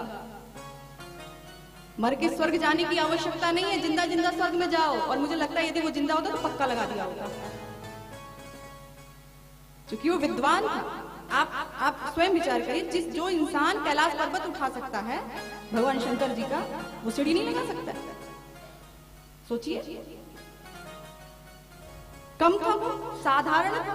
साधारण मत समझिएगा उसको, ना ना ना, वो साधारण नहीं था। कैलाश पर्वत उठा रहा है जी, बाली को 6 महीना बगल में दबा के रखा है, साधारण मान रहे हो? समस्त वेद पुराण का ज्ञाता है, विद्वान है, पंडित है, किस चीज की कमी है? शिव तांडव आज जो भी हम गाते वो उसी का तो देन है। शंकर जी का इतना बड़ा भक्त है, ब्रह्मा जी का इतना बड़ा भक्त है कि वो अपना शरीर काट काट के हवन कुंड आप डाल पाओगे?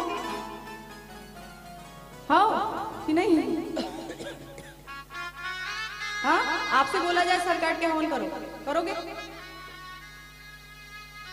उंगली इतनी सी कट जाए तो कैसे कट गया, इसे पट्टी होनी चाहिए, इतना खून निकल गया, इतना ब्लड, इतना रक्त निकल गया। कष्ट होता है, दुख होता है। अपनी उंगली नहीं कटनी चाहिए, सर कट रहा है, उसका सर काट रहा है, वो अपना खुद का सर काट रहा है। हो पाएंगे इतना पूजा आप कर पाएंगे? इतनी भक्ति है उसके अंदर, रावण के अंदर। बोलिए भक्तवत्सल भगवान की। हमारे जीवन में इतनी भक्ति आएगी, और यदि इतनी भक्ति हमारे जीवन में है तो बेटी ही बढ़िया है।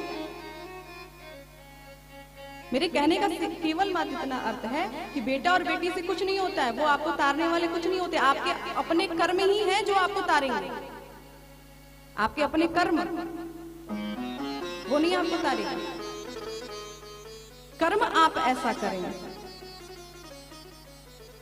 भक्ति आप इतना करें। भक्ति के कारण मीरा जी का नाम है, भक्ति के कारण अहिल्या जी का नाम है, भक्ति के कारण शबरी जी का नाम है। ये सब स्त्रियां ही तो हैं।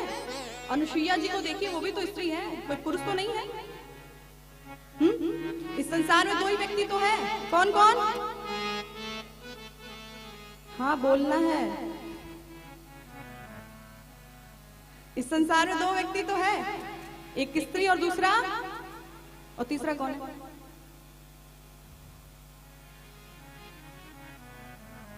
बोल भी दीजिए। तीसरा भी तो कोई है कि नहीं है?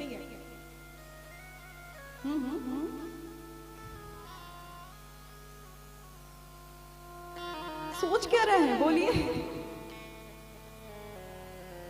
हो गया, मुझे मालूम है चूरा बाजार वाले बड़े चतुर हैं, चालाक है, वो समझ ही गए होंगे कि ना वो स्त्री होता है ना वो पुरुष होता है, तीसरा भी कोई होता है।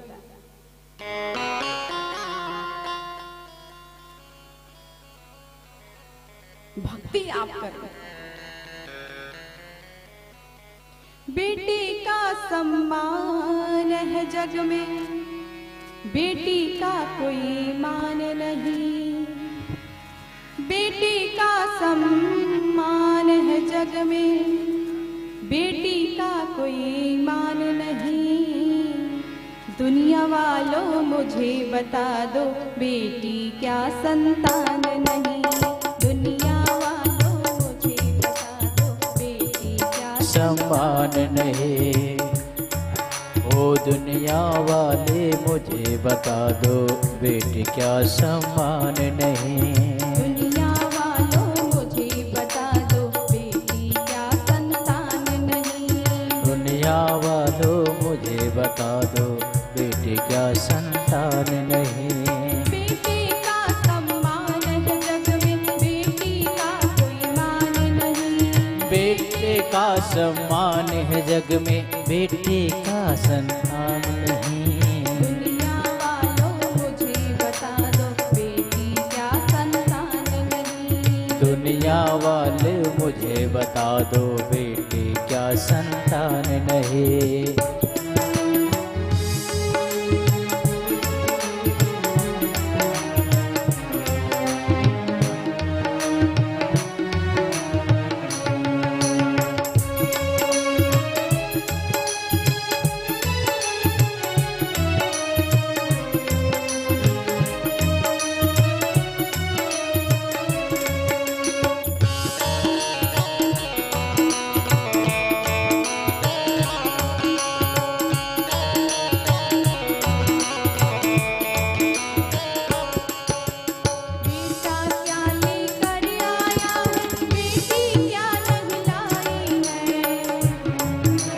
बेटा क्या लेकर के आया, बेटी क्या नहलाई है।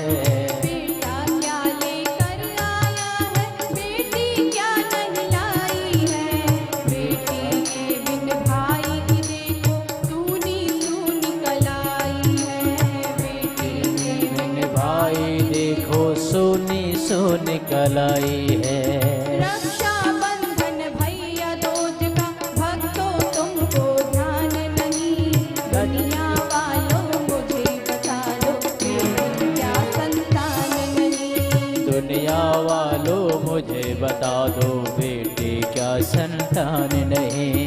दुनिया वालों मुझे बता दो, बेटी क्या संतान नहीं। ओ दुनिया वालों मुझे बता दो, बेटी क्या संतान नहीं।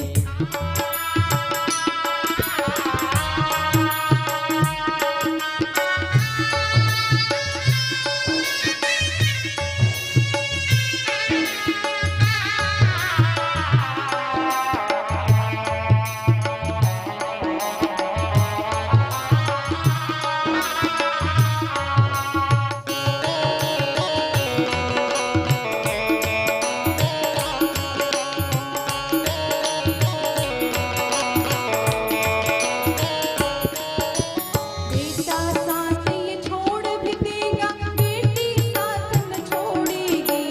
छोड़ेगी वो जिस दिन दो कुल नाता जोड़ेगी।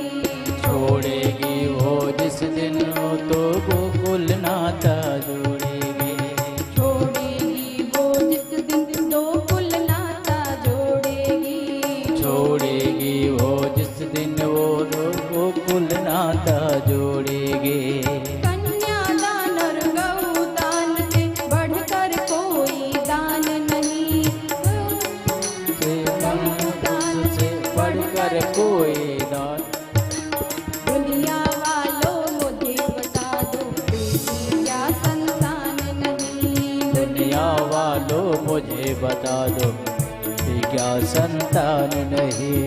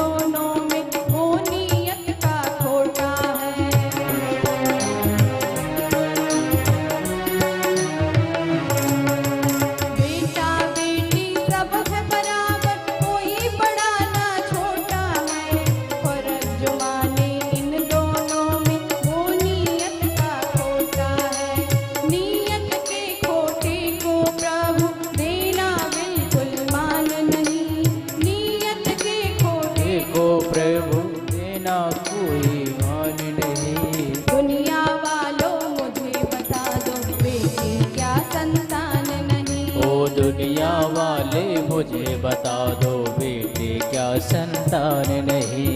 दुनिया वालों मुझे बता दो बेटी क्या संतान नहीं। ओ दुनिया वालों मुझे बता दो बेटी क्या संतान नहीं। दुनिया वालों मुझे बता दो बेटी क्या संतान नहीं। दुनिया वालों मुझे बता दो बेटी क्या संतान नहीं। दुनिया वालों मुझे बता दो बेटी क्या संतान नहीं। दुनिया वालों मुझे बता दो बेटी क्या संतान नहीं। दुनिया वालों मुझे बता दो बेटी क्या संतान नहीं।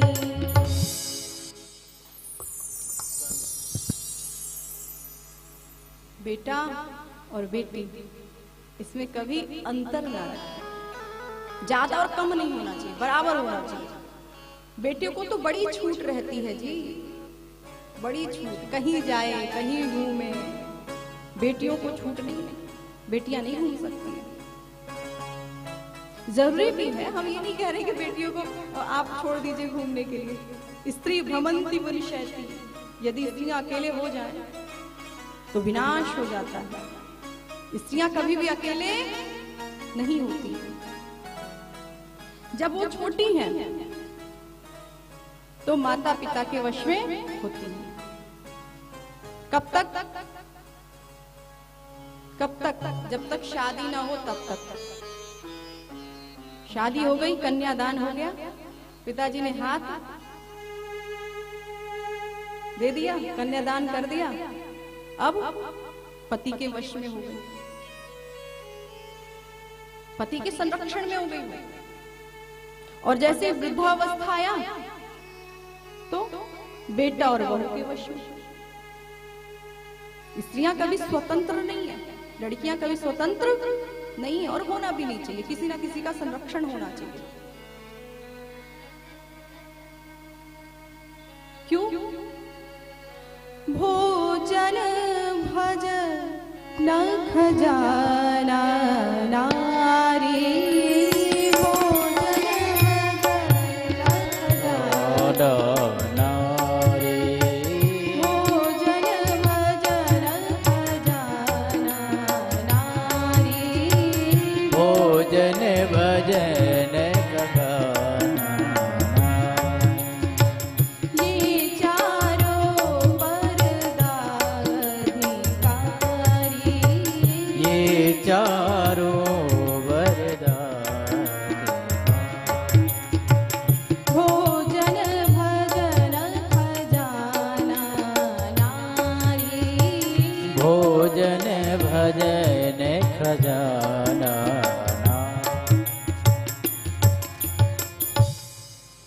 भोजन भजन खजाना और नारी, ये चार चीजें ऐसी होती हैं जिनको पर्दे में होना चाहिए।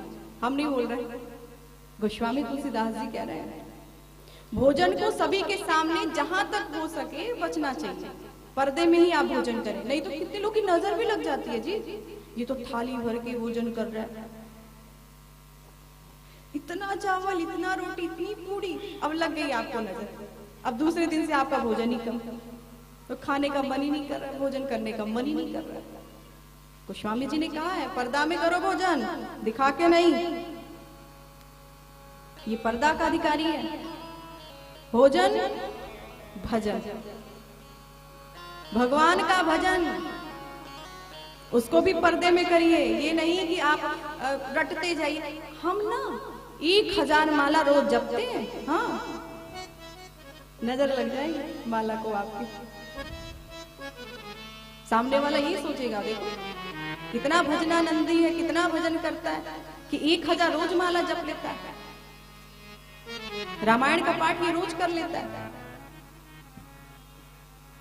भगवान से आप कितना प्रेम करते हैं, कितना स्नेह करते हैं, छुपा के रखिए पर्दा, किसी को पता ना चले। और आजकल के लोग तो बस प्रचार करने में लगे रहते हैं, प्रचार करेंगे ज्यादा। भोजन भजन खजाना, आपके पास बहुत गहना हो, पैसे बहुत हो, और आप पूरी तिजोरी उठा के छुरा बाजार में रख दो,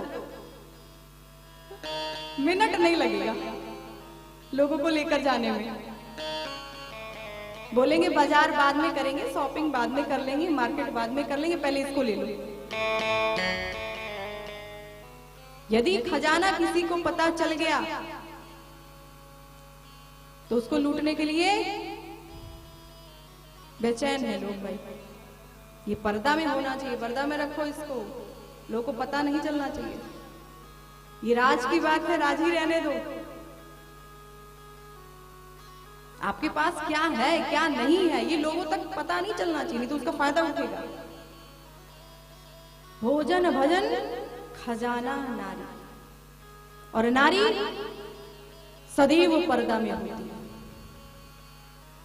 पर्दा अर्थात सदैव अनुशासित होती है, वश में होती है, किसी न किसी के संरक्षण में होती है, किसी न किसी के देख रेख में होती है। खजाना में और नारी में ज्यादा अंतर नहीं है। एक बात और समझ लीजिए, खजाना यदि लुट जाएगा तो आ जाएगा, नारी लुट गई तो फिर दोबारा नहीं आने वाली। हाँ? आपका धन संपत्ति लुट गया, चोर चोरी करके ले गया, दोबारा कमा सकते हो कि नहीं?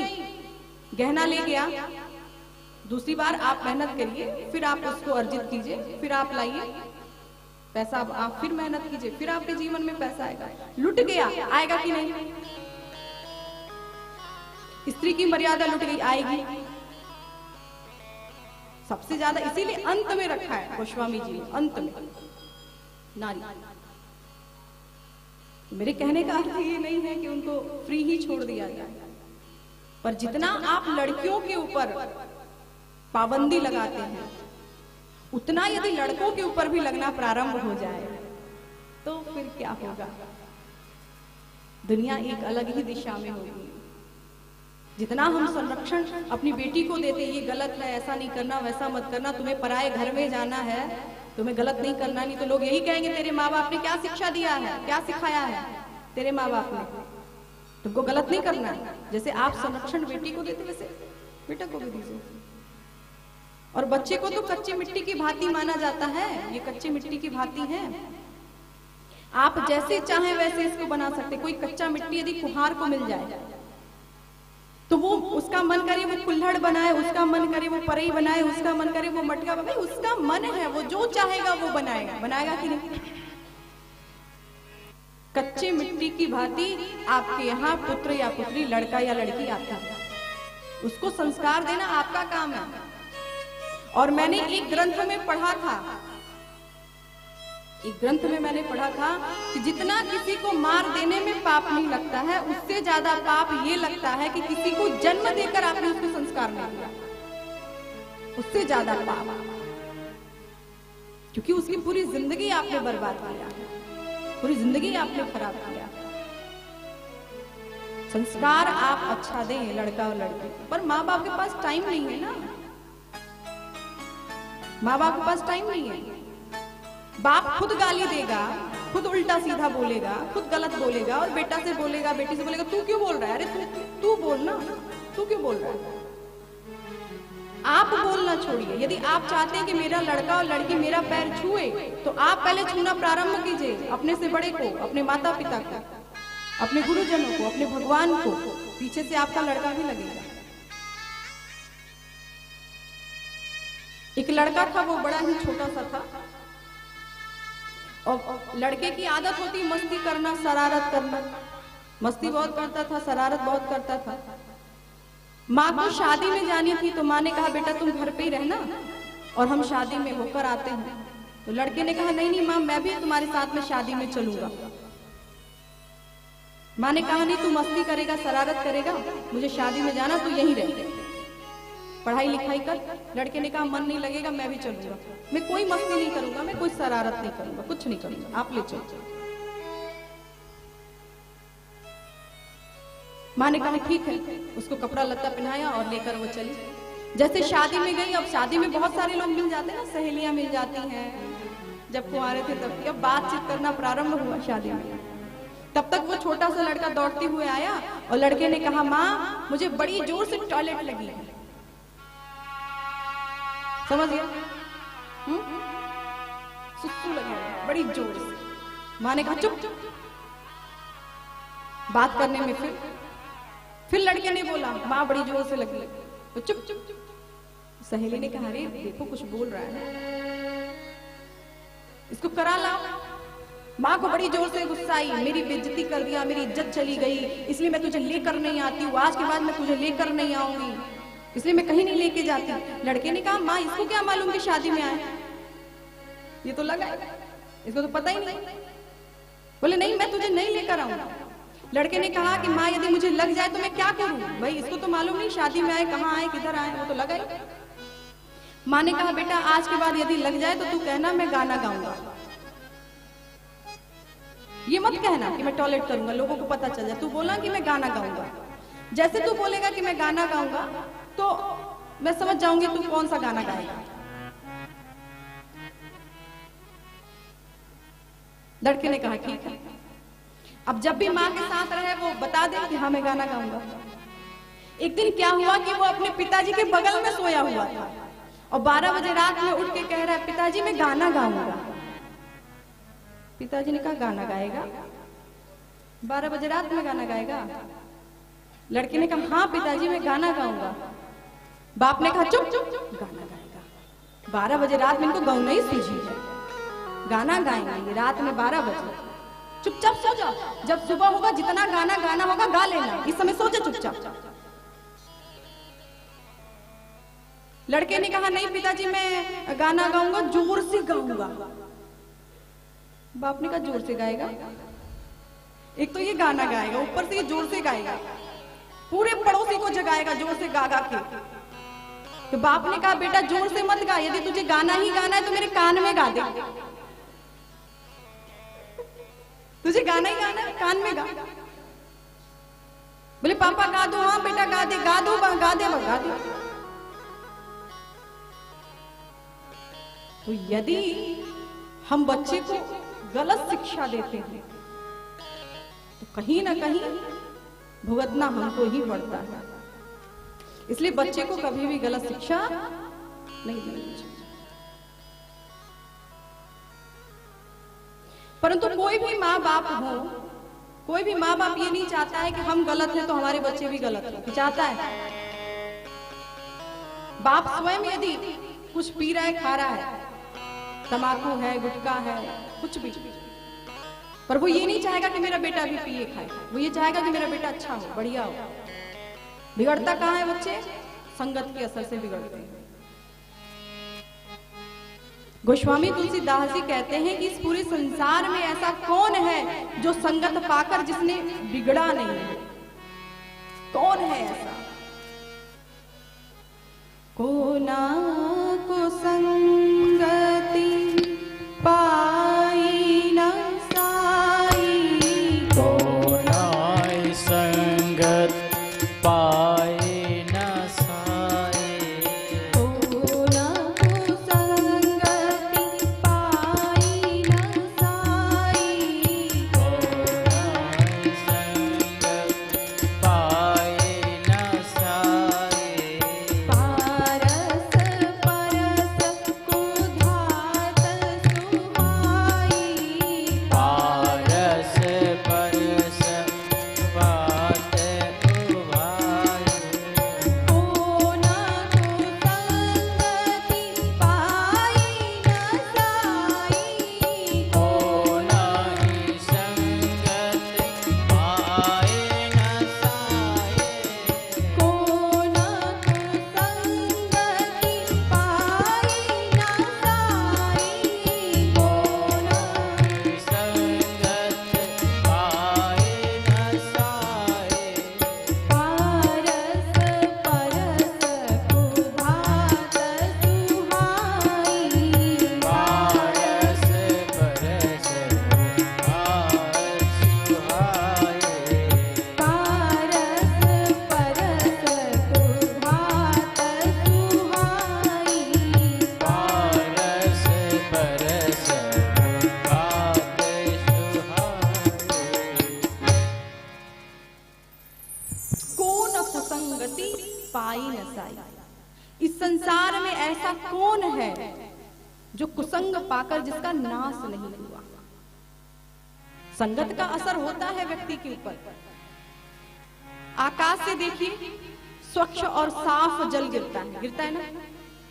वही जल यदि नाली में चला जाए तो गंदा हो जाता है, और वही जल यदि समुद्र में चला जाए तो खारा हो जाता है। वही जल यदि नीम पर चला जाए तो क्या होता है? नीम पर कड़वा हो जाता है। उसकी संगत नीम की मिली ना, पानी वही है, स्वच्छ है, साफ है, पर वो नीम की संगत में आया तो कड़वा हो गया। और वही पानी की बूंद यदि गन्ने के पास दिया तो मीठा हो गया। वही पानी की बूंद है, यदि वो सांप के मुंह में जाती है तो वो जहर हो जाता है, सीप में जाए तो मोती हो जाता है। पानी की बूंद तो वही है ना। संगत का असर, मैं बस इतना बताना चाहती हूँ कि संगत का असर व्यक्ति के ऊपर होता है। किसी को भी यदि जानना हो तो उसकी संगति देखे। किसी भी लड़के को या लड़की को जानना हो, उसके दोस्त को देख लो, उसका दोस्त जैसा होगा ये भी वैसे ही होगा, पक्का। उसको मत देखो। किसी लड़की के चरित्र को और उसको देखना हो तो उसकी जो सहेली हो उसके चरित्र को देख लो, उसका पता लग जाएगा, बस वो वैसे ही होगा। ऐसा हो ही नहीं सकता।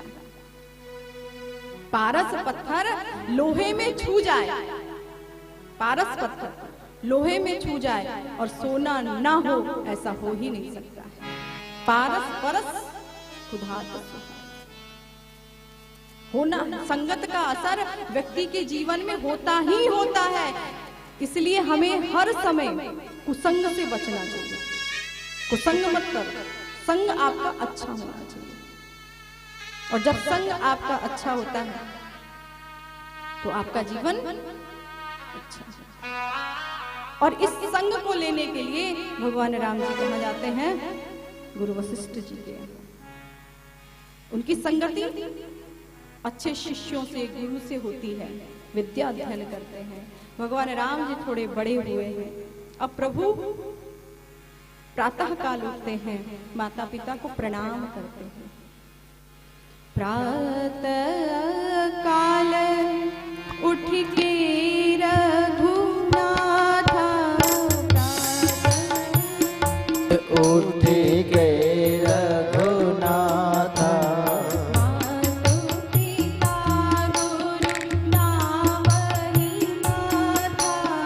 मात गुरु गुरु नावै माथा। प्रातः काल उठ के रघुनाथ, प्रातः काल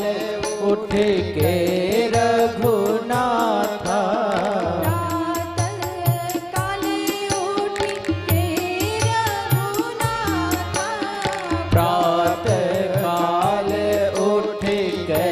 रघुनाथ, मातु पिता गुरु नावै माथा।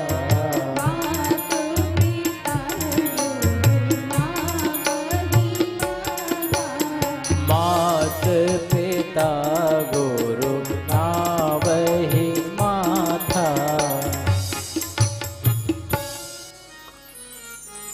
भगवान राम प्रातः काल उठते हैं, माता पिता को प्रणाम करते हैं। आयस मांग करहि पुर काजा, देखहि चरित्र मनोहर राजा। भगवान राम आयुष्य लेते हैं, क्या करूं, आज्ञा लेते हैं, फिर करते हैं। व्यक्ति कितना भी बड़ा ज्ञानी क्यों ना हो जाए, बहुत बड़ा ज्ञानी हो, पर उसके भाग्य में जो लिखा होता है ना, वो होकर ही रहता है। भाग्य बदल नहीं सकता है। विश्वामित्र जी ज्ञानी हैं, फिर भी जब भी यज्ञ करते हैं, जब भी जब तप करते हैं, राक्षस करने नहीं दे रहे। महामुनि हैं, ज्ञानी हैं, उसके बाद भी यज्ञ सफल नहीं हो पा रहा है।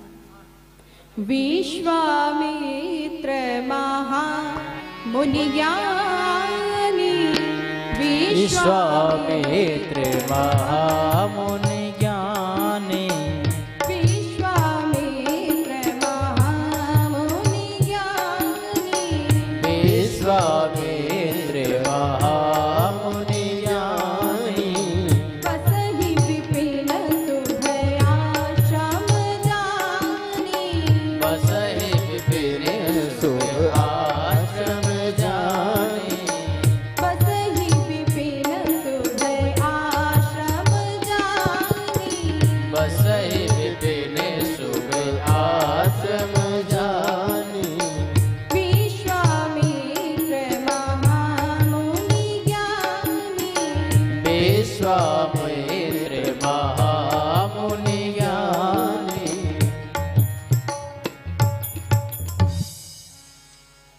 विश्वामित्र है, महामुनि है, ज्ञानी है। जहां पे वो रहते हैं उसे सिद्धाश्रम कहा जाता है। कोई गलत काम नहीं कर रहे हैं। क्या कर रहे हैं? यज्ञ कर रहे हैं, पूजा पाठ कर रहे हैं। उसके बाद भी उनका यज्ञ सफल नहीं हो रहा है। करने वाले भी अच्छे हैं, स्थान भी अच्छा है, समय मुहूर्त भी बहुत अच्छा है, कार्य भी बहुत अच्छा है। इसके बाद भी यदि राम जी की कृपा ना हो तो आप कोई काम कर नहीं सकते। भगवान की कृपा होना बहुत जरूरी है। भले ही आप शुभ कर्म कर रहे हो, पर उसके बीच में भगवान का कृपा हो, भगवान की करुणा हो, तभी वो कार्य सफल हो सकता है। आज विश्वामित्र जी महाराज चिंतित हैं, क्या करूं? विश्वामित्र जी यदि चाहते तो वो स्वयं भी मार सकते थे। बोलिए, मार सकते थे कि नहीं? पूछूं तो बोलना है।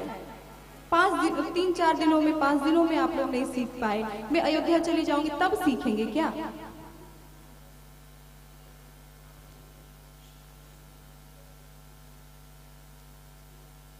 विश्वामित्र जी महाराज गलत कार्य नहीं कर रहे हैं, शुभ कार्य। और विश्वामित्र जी यदि चाहे तो राक्षसों को मार सकते थे। कोई बड़ी बात है क्या? सुबाहु को मारना, मारीच को मारना, यही लोग परेशान कर रहे थे ना। मारना बड़ी बात है? हाँ या नहीं? हाँ? नहीं ना? चाहे तो मार, क्यों मार सकते थे? इसका भी कारण है।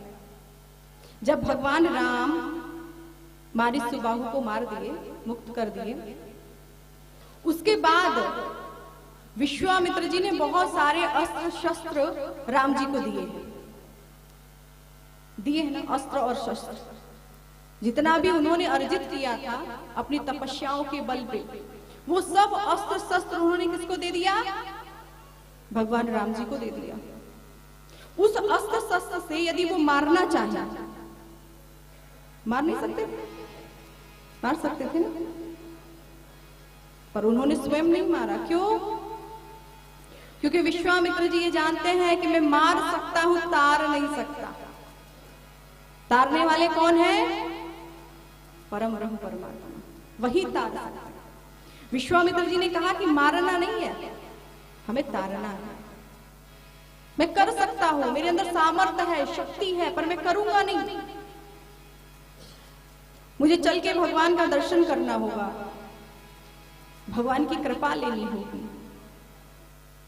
क्योंकि भक्त हर समय भगवान पर ही आश्रित होता है। हे प्रभु, आपको जो देना हो आप हमें दे दो।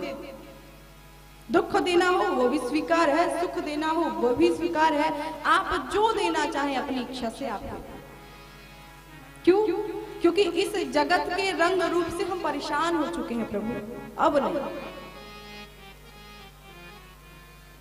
जगत के रंग क्या देखूं, जगत के रंग क्या देखूं, तेरा दीदार काफी है। जगत के रंग क्या देखूं, तेरा दीदार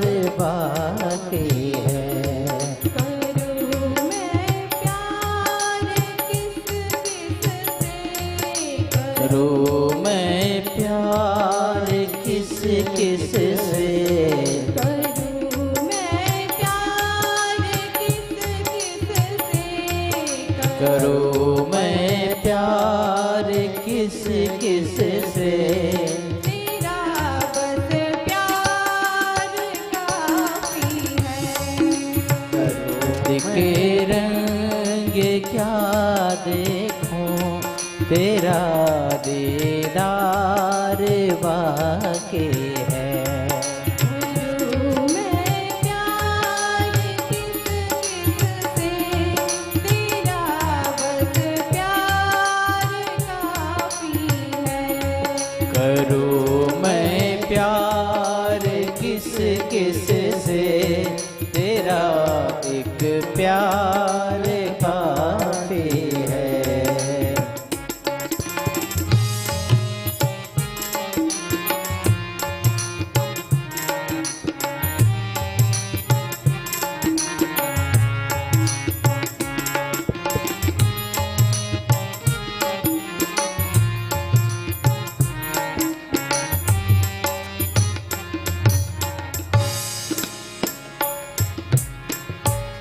जगत के साज बाजों से हुआ है कान अब बहरा।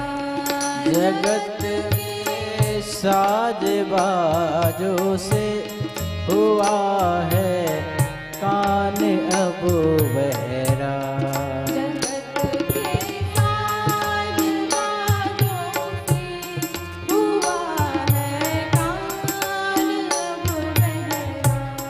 जगत के साज बाजों से हुआ है कान अब बहरा।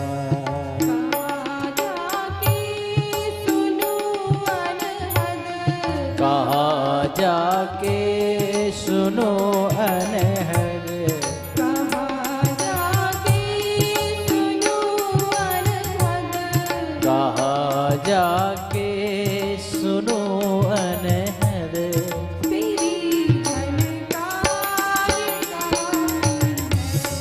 कहाँ जाके सुनो अनहद, तेरा दीदार बाकी है।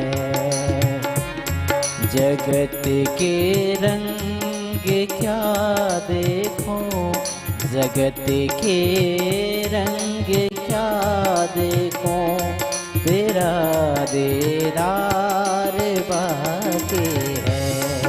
जगत के रंग क्या देखूं, तेरा दीदार बाकी है।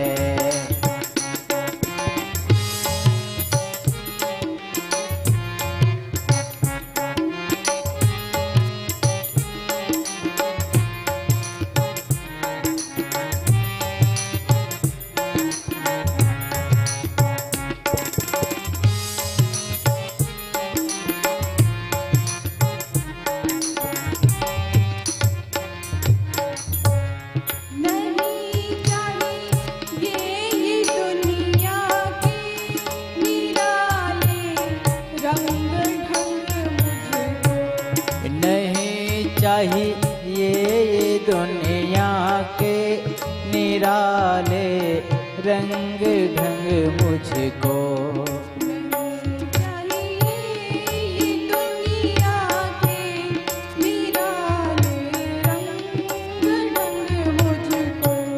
नहीं चाहिए ये दुनिया के निराले रंग ढंग मुझको।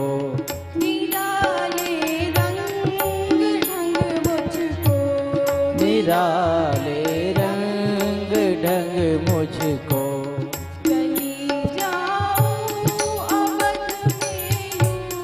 चली जाऊं अवध में यूं,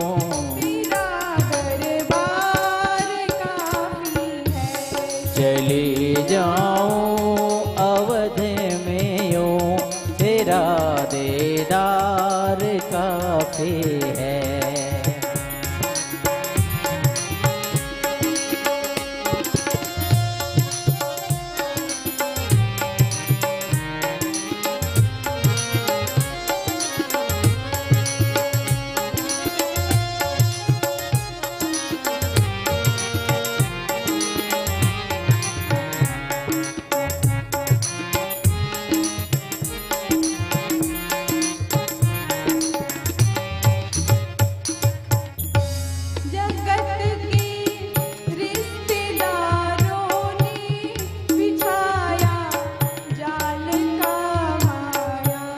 जगत के रिश्तेदारों ने बिछाया जाल का माया।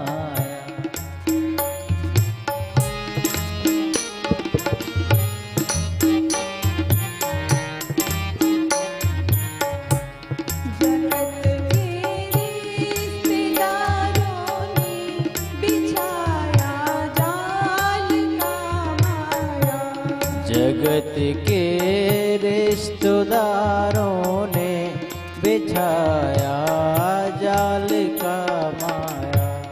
बिछाया जाल का माया। बिछाया जाल का माया।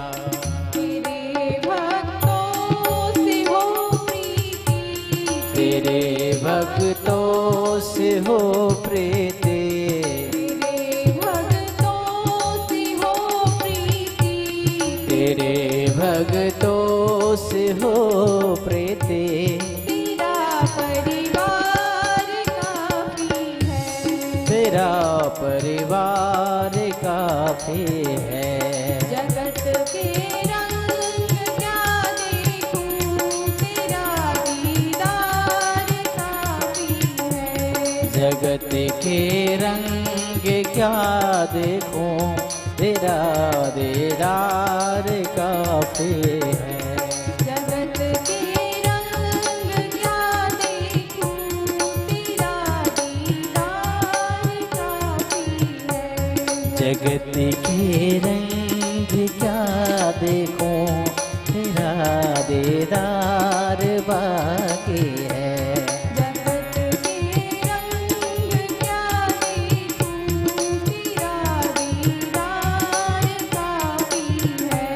जगत के रंग क्या देखूं, तेरा दीदार बाकी है। बोलिए भक्तवत्सल भगवान की।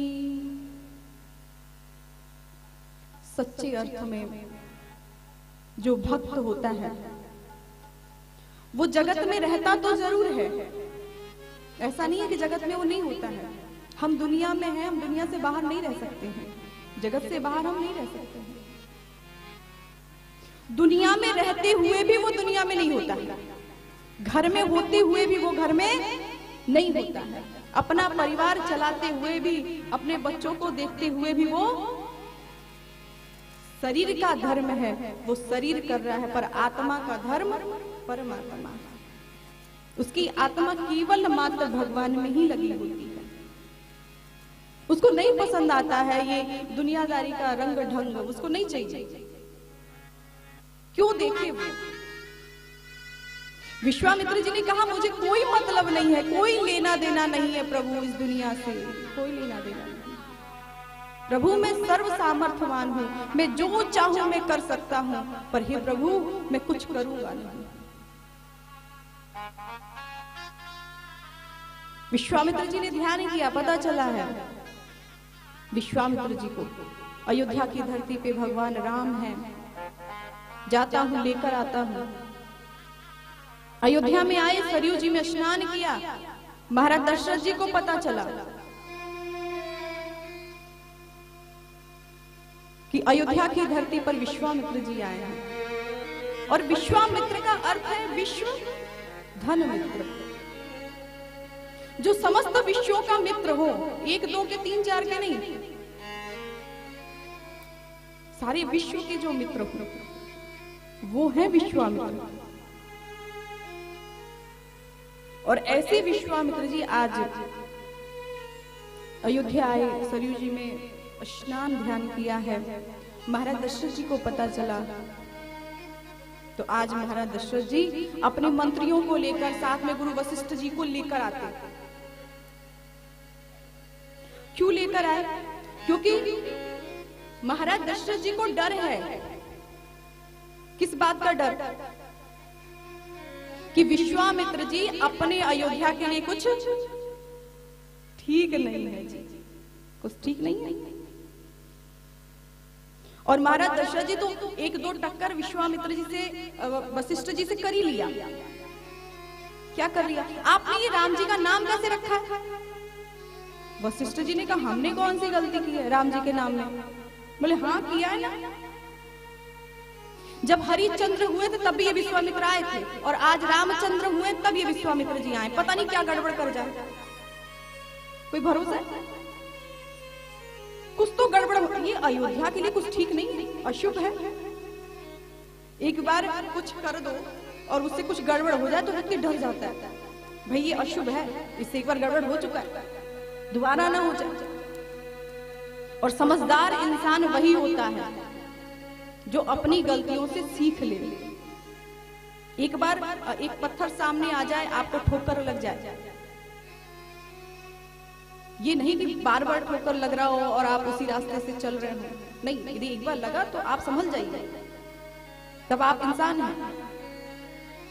और 10 बार लगने के बाद भी आप ना सुधरे तब तो परमात्मा ही जाने आप क्या है।